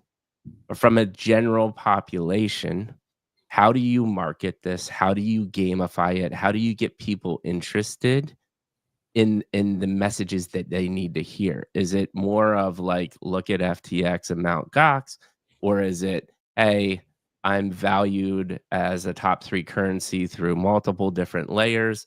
Do you have a platform like a Pump Fund, maybe not as extreme when it comes to the entertainment value? What are your thoughts there on how you solve that problem? I'll start from the last thing you said.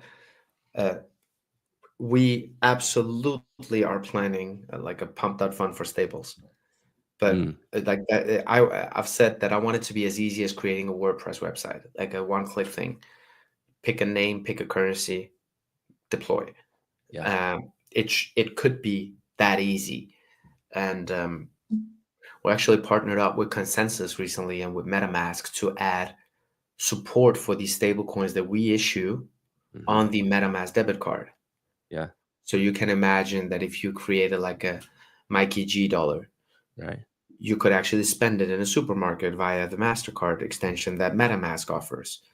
And the Mhm. same thing for like a Red Cross Euro or whatever it may be, right?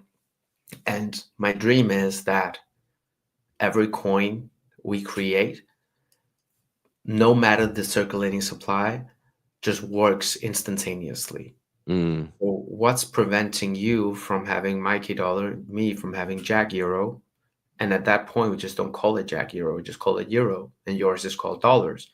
But it's earmarked as yours, when meaning that when you have money in the bank, it's not yours. When you have money in the bank, it's the bank's, and they have like a zero fractional requirements. They had a bit, they removed that, so it's basically thin air. The bank prints money, and you pretend it's yours. But when you hold a stable coin that's backed one to one with treasuries, there is an actual real world asset there. There's the government bond yeah. with a value that you have an IOU on. It's your money. It's yours like cash, right? And it represents a sovereign piece of document with a value guaranteed by the state in which that prints the bond, right? So if you had the opportunity of having one app as a wallet and another app as a wallet, but this one made you earn 4% on the short-term bonds behind your dollar, and this one said, you pay us $200 a year to have a basic bank account, and you give us 1.5% every time you forex. And if you want a brokerage account, if you want gold, that's extra. If you want futures, that's extra. If you want if you want to send to a European bank from a US bank, that's extra. If you want Mm, to send to the Middle East, that's you can't. If you want to send to Southeast Asia, that's 4 days waiting, yeah. 7% fees. If that was reality A, but suddenly there was reality B, people would opt into reality B. But I don't think that's what's going to happen. I think that reality B is going to be offered by reality A, like Revolut offers Bitcoin stuff in Revolut. My mom didn't start to use AI before Snapchat made the Snapchat bot. Yeah. And it's the same kind of thing. In the future, in the short-term future, you might just log into your online bank and say, I want to invest in gold, or I want to invest in this or that. And it will happen like it does today, but they will use blockchain technology because it's for the bank, it is so much cheaper than going through the intra-bank settlements, the correspondent banks, the whole shenanigan. Just recently, I spoke with a payment service provider that does work in 32 different countries in multiple currencies. They've said that they've used stablecoins behind the scenes for the past 2 years, but nobody really, the involved participants don't really have to recognize that. Yeah. And that's where I think that blockchain adds value, because I don't think it's going to be used by in its pure form. I'm Bitcoin Jack. Do you think my mom understands cryptography? No, she's my mom. She heard about me preaching that thing for 10 years. She still don't get it, right? So Right. we were not going to anticipate, I'm not anticipating that regular folks are suddenly going to get the technological know-how to do these things themselves. Right. But what we can do is say, all right, Kenya has an issue with underbanked populations. They use M-Pesa. They have a wallet. Can we add gold tokens to M-Pesa, and suddenly you have millions of people in Africa who can invest in gold? Yeah. And then overnight, this person is more financially included than I am in Denmark, because I Yeah. still got to do KYC, wait a week, get a brokerage account, pay the cost, the high cost of investing in gold, get a custodian. Like I still have to use Web 2, while all of a sudden others across the world will be able to use Web 3 without them really having to adapt to Web 3, if you know what I Right. mean, right? Oh, Uh, absolutely. and then at that point, we in Denmark will probably start in Danish banks to do crypto stuff, because at that point, again, I told you in the beginning, we're very careful. At that point, the Danish banks will probably start integrating it, but Danish companies have probably sold their solutions like we do for 5 years before Denmark buys. Right. So we build from Denmark. We're not building to Denmark.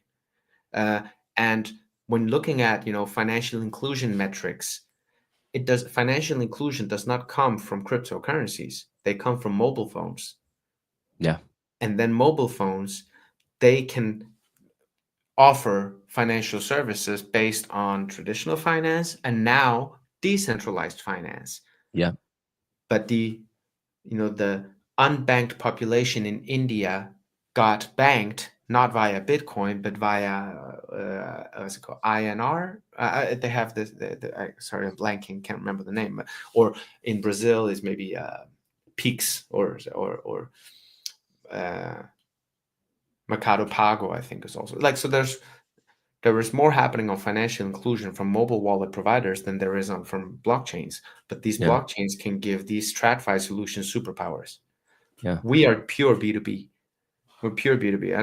I don't create a product for the person in Brazil. I create a product for Mercado Bitcoin, one of the largest exchanges in Brazil, and they have the client. So they can offer new cool stuff to their clients. And that's also where the marketing attitude of Aryze comes in. Nobody knows who makes the magnet strip. Right? Yeah. Let whoever want to print their logo on the credit card, go ahead. I don't care. You can call it the magnet strip. You can call it the plastic molding factory. Mm-hmm.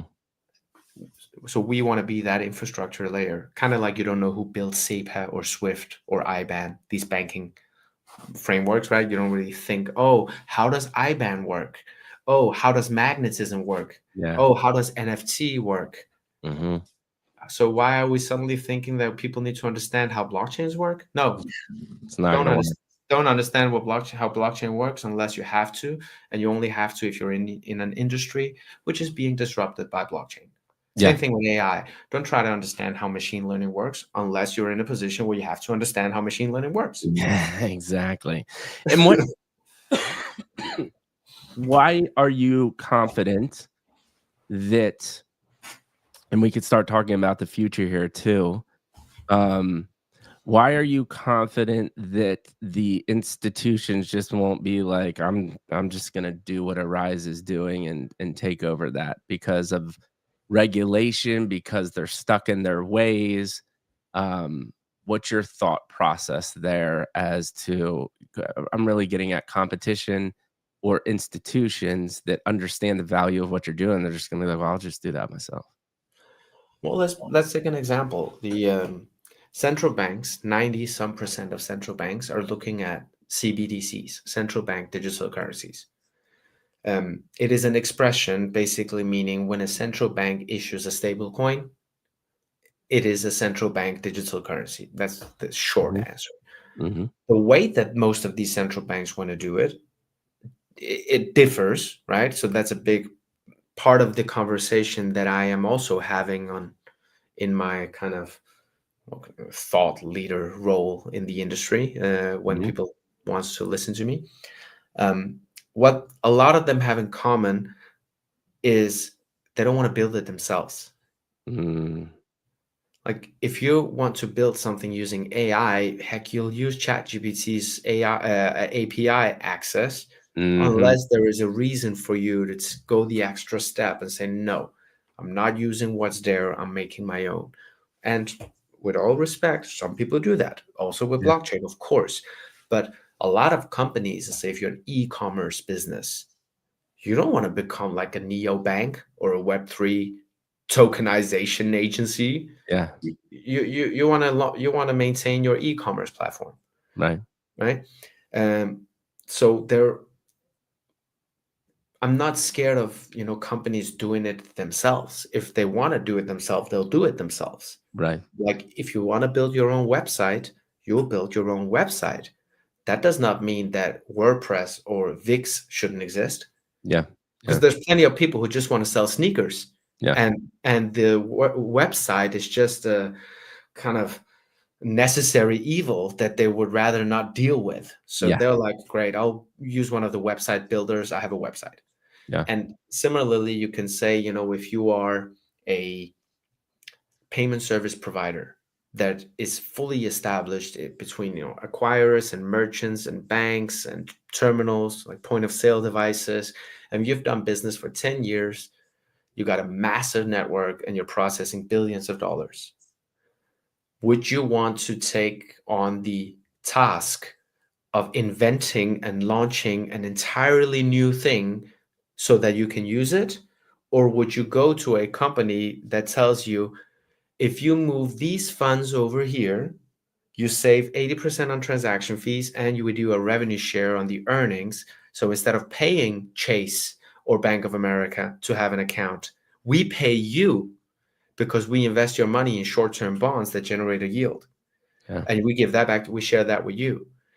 So it'll be add-ons to businesses that already do business. It's not going to be a replacement of everything from the beginning. And a lot of people like to say, my coin can be used for donations and we can make it transparent and Red Cross can track this and that and this and that. Sure. But do you know how much they're processing from Visa donations?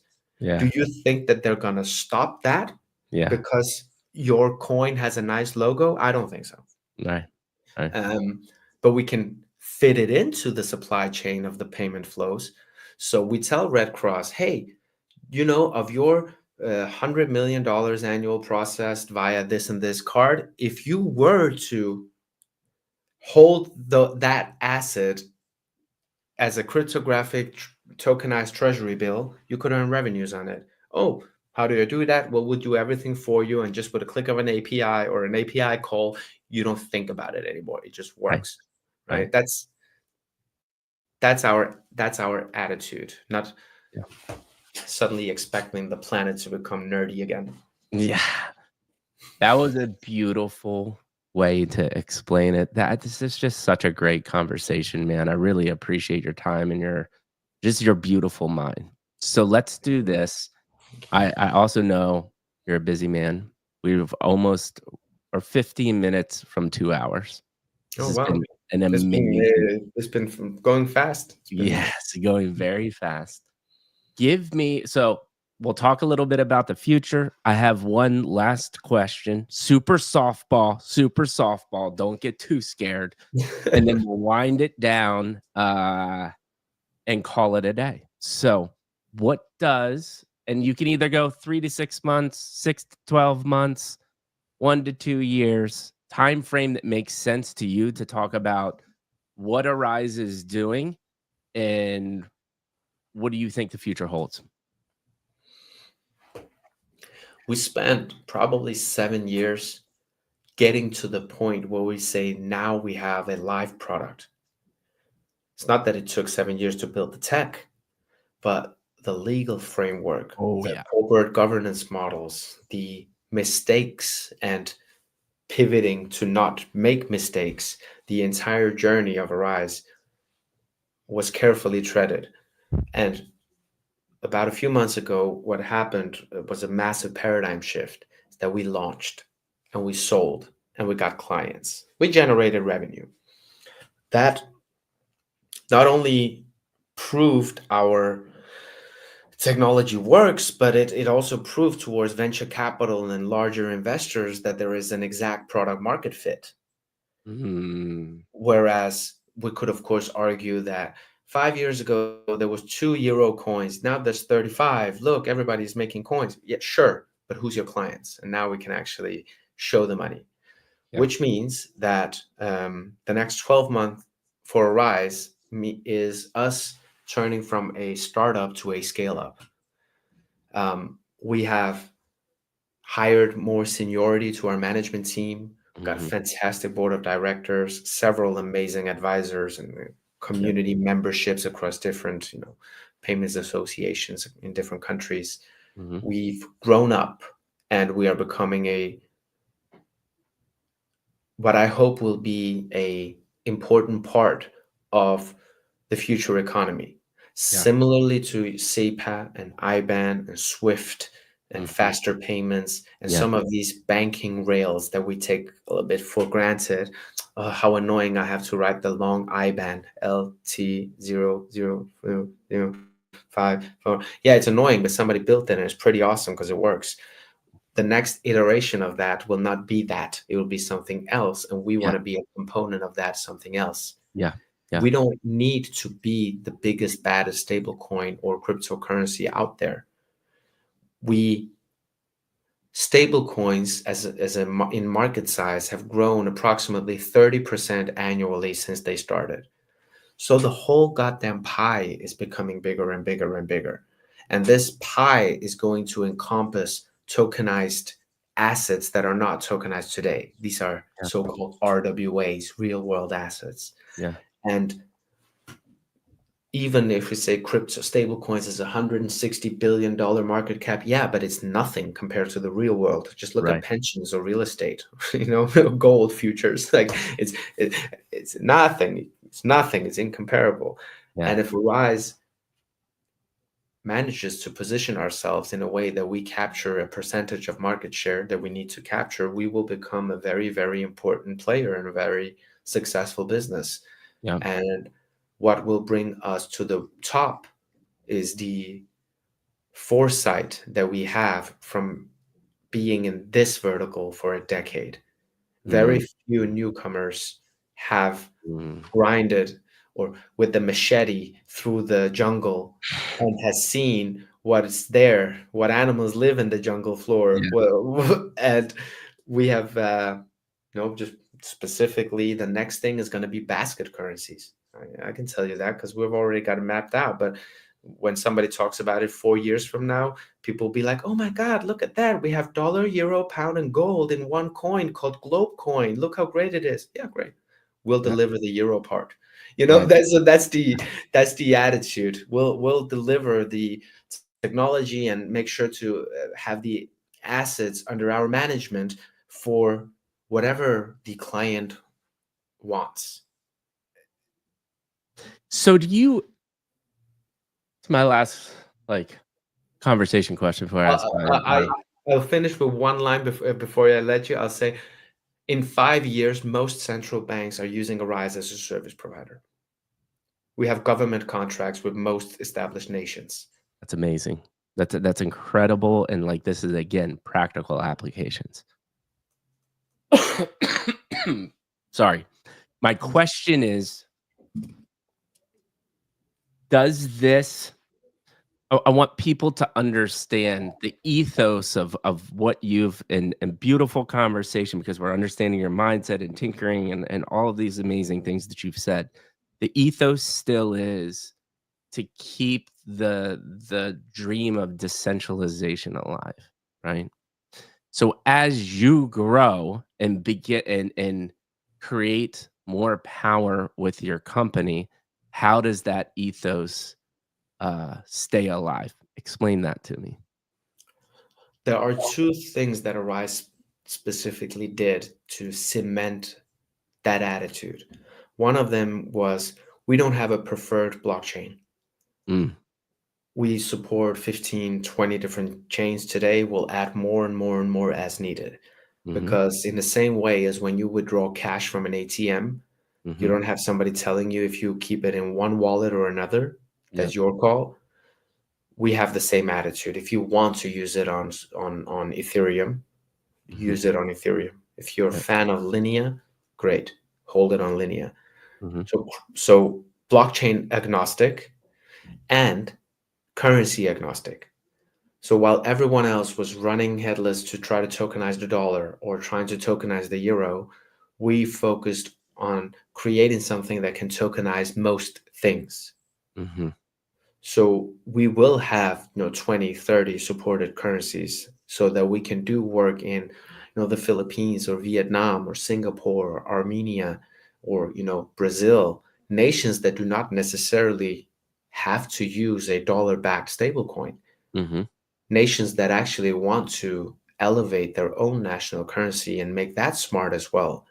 So while Paxos and Ripple and Bridge, let them do their thing in the US.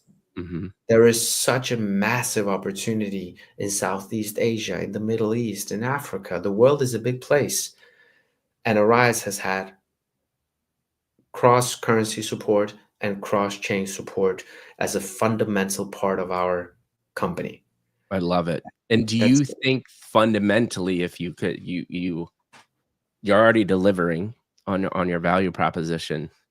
Uh, my assumption is now for these nations that aren't US backed dollar, it opens up this immense value to them to create wealth they've never seen before. Yeah, absolutely. There is a very interesting project in Tanzania where they want to tokenize the gold in the soil and use the value of the tokenized gold to have projects that helps with Wow. financial inclusion. And absolutely, there are so many awesome things happening, Yeah. um, and we don't want to work against a nation that has its dream and intentions. We want Mhm. to support that nation or Mhm. that bank or that fintech, Mhm. and having multiple currencies and respect for the local Yep. nation itself, right? So that's yeah, that's also why we chose to stay in Denmark. Like, name me one place that Denmark can't do business with. Everybody can do business with Denmark and Danes. I love But it. if we were a US company, well, maybe it's not the easiest doing work in South America or Mhm. in Southeast Asia that does not necessarily have a big interest in using US dollars. Yeah. No, Um, trust me, I live in California. There's no regulation here at all. So, I hope mm, everyone is okay. I see the videos of the thanks, man. fires and Yeah, I'm like 40 minutes from there. My wife works pretty close to there, but not everyone's okay. It looks like it's terrible. a It's nuclear zone. It's not horrible. good. Yeah, you It's guys not are, in my thoughts and prayers. It's terrible. It's man. I wish it wasn't appreciate it. happening.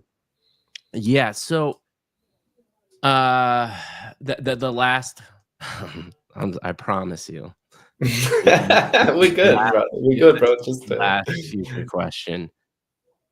Top couple problems that you're trying to solve. My gut goes right to government regulations, legal side of things. Um, if that's one, that's fine, but other kind of I'm interested in the kind of the tech crypto side of problems that you're trying to solve in the future, not currently, right? Like what are the roadblocks that you see? I this guess. this number has probably changed a bit, but I remember at some point it was said that more than half of the world's adults are underbanked. Mm-hmm. And it, Underbanked, what is that? How do you define that? it means that you can't get a bank account because you don't have the proper ID that they Mm-hmm. need for you to have. And even if you do, you don't have enough money for Yeah, them to want to give you an account because, well, you're poor. right. Um, and it's really, really expensive being poor. That's why Mhm. the remittance fees are still or 7% or something, even larger when you use wire transfer methods or Western Union and stuff like that. It's still extremely inefficient. And Yeah, just think about that for a second. Half of the world's adults are underbanked, insane. meaning half of the ideas in the world I cannot buy. Yeah. Half of the talent in the world I cannot hire. Mm-hmm. Half of the people in this world cannot invest in what I have to offer. Yep. Half of the people in this world are being cheated by a handful of big banks. Such a beautiful way to put it. And at the same time, we're speaking with machines and robots in fluent English and then switching to Armenian because they speak multiple currencies and we can send out emails to the world and we have satellites giving SpaceX, whatever, uplink, and we got this. That. Hold the fuck up. Then why is our reality that half the people on this world is like left Mm-hmm. out? Mm-hmm. And I think the consequence of the work that we do is that these people will not be left out. So my job is not to offer them a solution, is to offer a solution to the companies in that region, to the governments of that region, to the thinkers and innovators of that region. Heck, that's why Aryze is members of like 5 different, like Singapore fintech, Philippine fintech, Armenia fintech, Copenhagen fintech, because we don't want to fix the world solutions. We want to make the tools available for innovators to grab it and fix it. Yeah. Same way as WordPress made it easy to launch a website. Yeah. But we just you can launch a website where you sell your home knitted whatever you want, but I can't buy it unless you have a PayPal account, Yeah. right? So your capabilities and accessibility is defined by a few US companies of what you can do and what you cannot do, Yeah. even with Western Union and MoneyGram and stuff like that. It's not good enough. Yeah. And Western Union costs a shit ton of money, right? It shouldn't cost that But much money to transfer your own money. my plan is to do well by doing good. I'm not. This is not a Maybe. charity. This is not a Right. charity. Like there's so much money to be made by solving real world stuff, real world issues. If you Yeah. look at the billions of people who are underbanked, and we have the technology to give them access to financial services, then in my mind it's like a no brainer. It's a golden opportunity. And fortunately, you're speaking with a company that has a lot of experience, live products in the market, and now we have a U.S. president elect who likes crypto, likes stable coins. So everybody is like FOMOing right now in the industry. Like everybody needs to figure out a Web3 strategy if they want to be relevant as a Yeah. fintech or Yeah. as a bank, right? So the Amazing. opportunity for Aryze that lies at hand Yeah. is really, really, really, really big. And you know what I like? And this is my marketing brain distilling what you just said. You're giving hope to talent around the world that didn't have hope before. That's really what you're boiling down. And you're doing that through Essentially, access to capital, um, or yeah. proving that you have capital. Because like you said, I think one of the most beautiful things you said is like these are the this is the creativity and the implications that you wouldn't even think of. I have bits of gold in my soil. That's worth something. Hmm. I should be able to show you and prove to you that this is worth something. Um, Beautiful, man. Yeah. Beautiful, beautiful conversation. So we'll Thank do you. this. I'll ask you my final question. I'll give you my final thoughts and we will call it a day.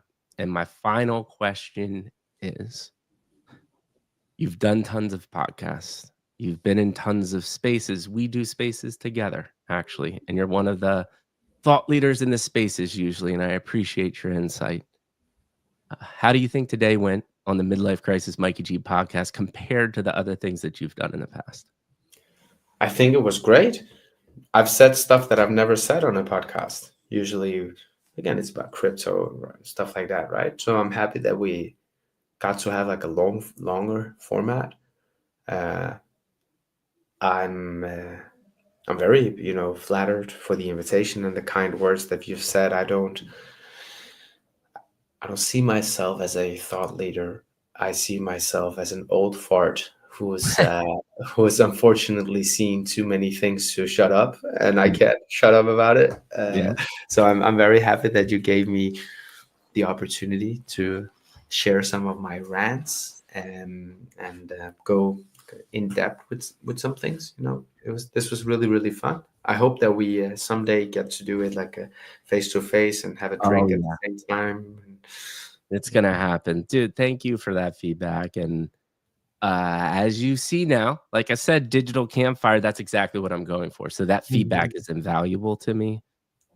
My thoughts, this message needs to be heard more. The hype, I don't think people realize that this hype thing, I've always said this, like an ecosystem that lives in Discord and on crypto Twitter, Hmm. it's not going to last forever, right? Because it turns down into practical conversations and hype is just not going to drive speculation anymore. Hmm. What's cool. Mikey, sorry to cut your tongue. We started with meme coins, so I'll end Yeah. it with that as well.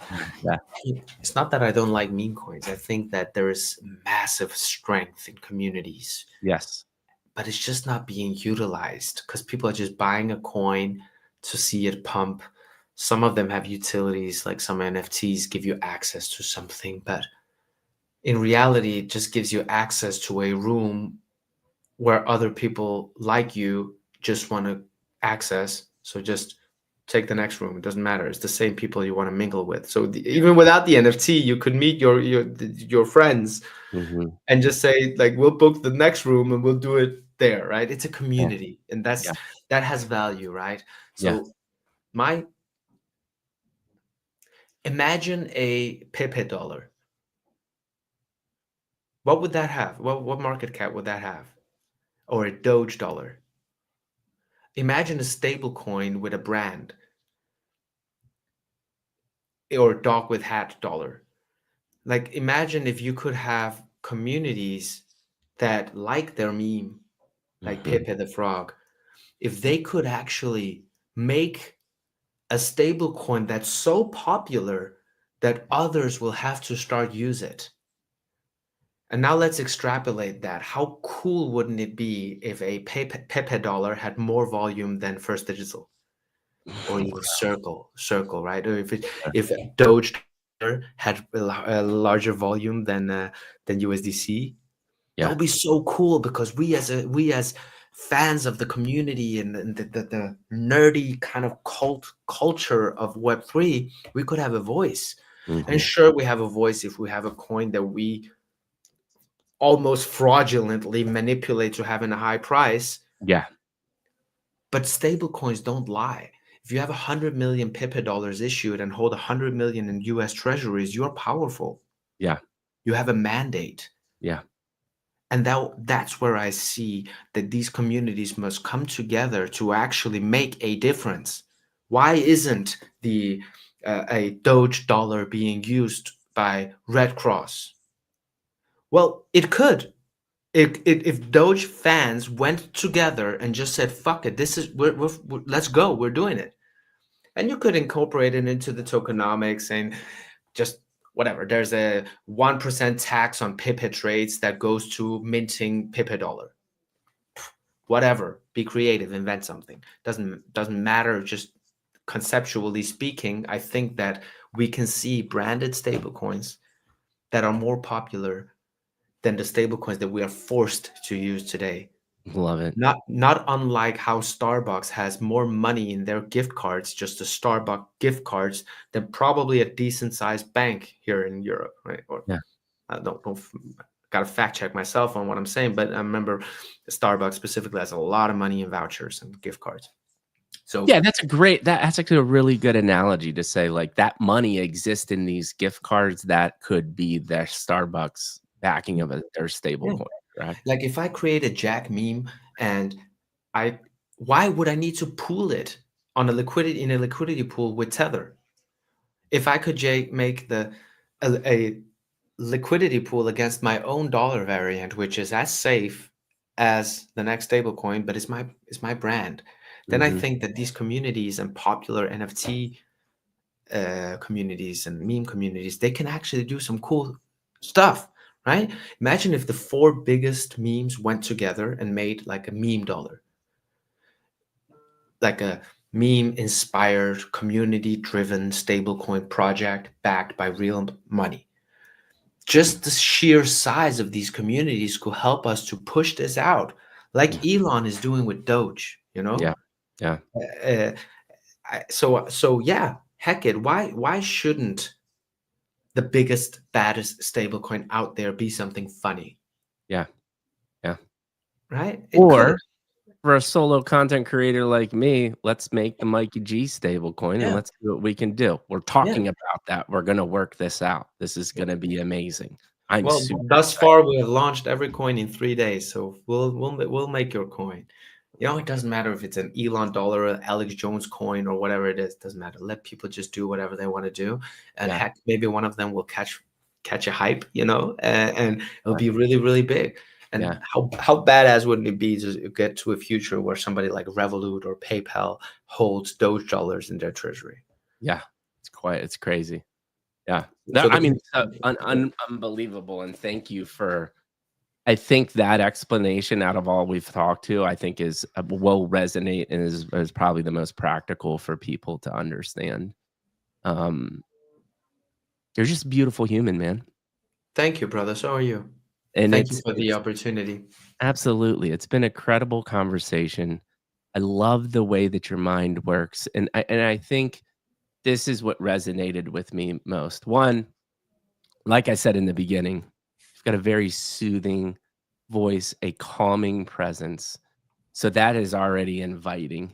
And I can see how your interactions in the entrepreneurship world and dealing with these stodgy people at least opens you up to be able to have good conversations. So I appreciate that about you. But Thank you. two, more people need to think like you, which is what are the practical applications and how does this work? Because unfortunately, in the space right now, it still is just FOMO and hype, and people are trying to capture a mind share or a percentage of that. But that still is empty, and they don't understand what we're ultimately trying to do here. Mhm. So just that mentality, and I want to continue to work together to spread that message because that was my problem in the beginning. I was like, I always say this. I could have a lot of money and a lot of followers if I wanted to do it the wrong way, right? Mhm. But integrity, um, doing things the right way, which I got from you, is critically important. So my solution was I'm not gonna put information out there to increase the FOMO and the hype and make money on empty promises. I'm gonna bring people like yourself on. You can explain what you're doing. I'm gonna reveal you as a human being, and that is my way of doing your own research. I am KYCing right now, right? Yeah. And I think it's in my own way, and I think it's beautifully effective, but I only can do it with an open human being like yourself and somebody, and I say this every time, and I truly do mean it. One, you opened up to me, but two, you're insanely busy. And we just had a beautiful 2-hour conversation. We did. So your time is so valuable, and you just gave me a ton of that. So thank you. Already love you like a brother. I'm a half Viking inside anyways. Thank And so that's it, man. That's all I got to say.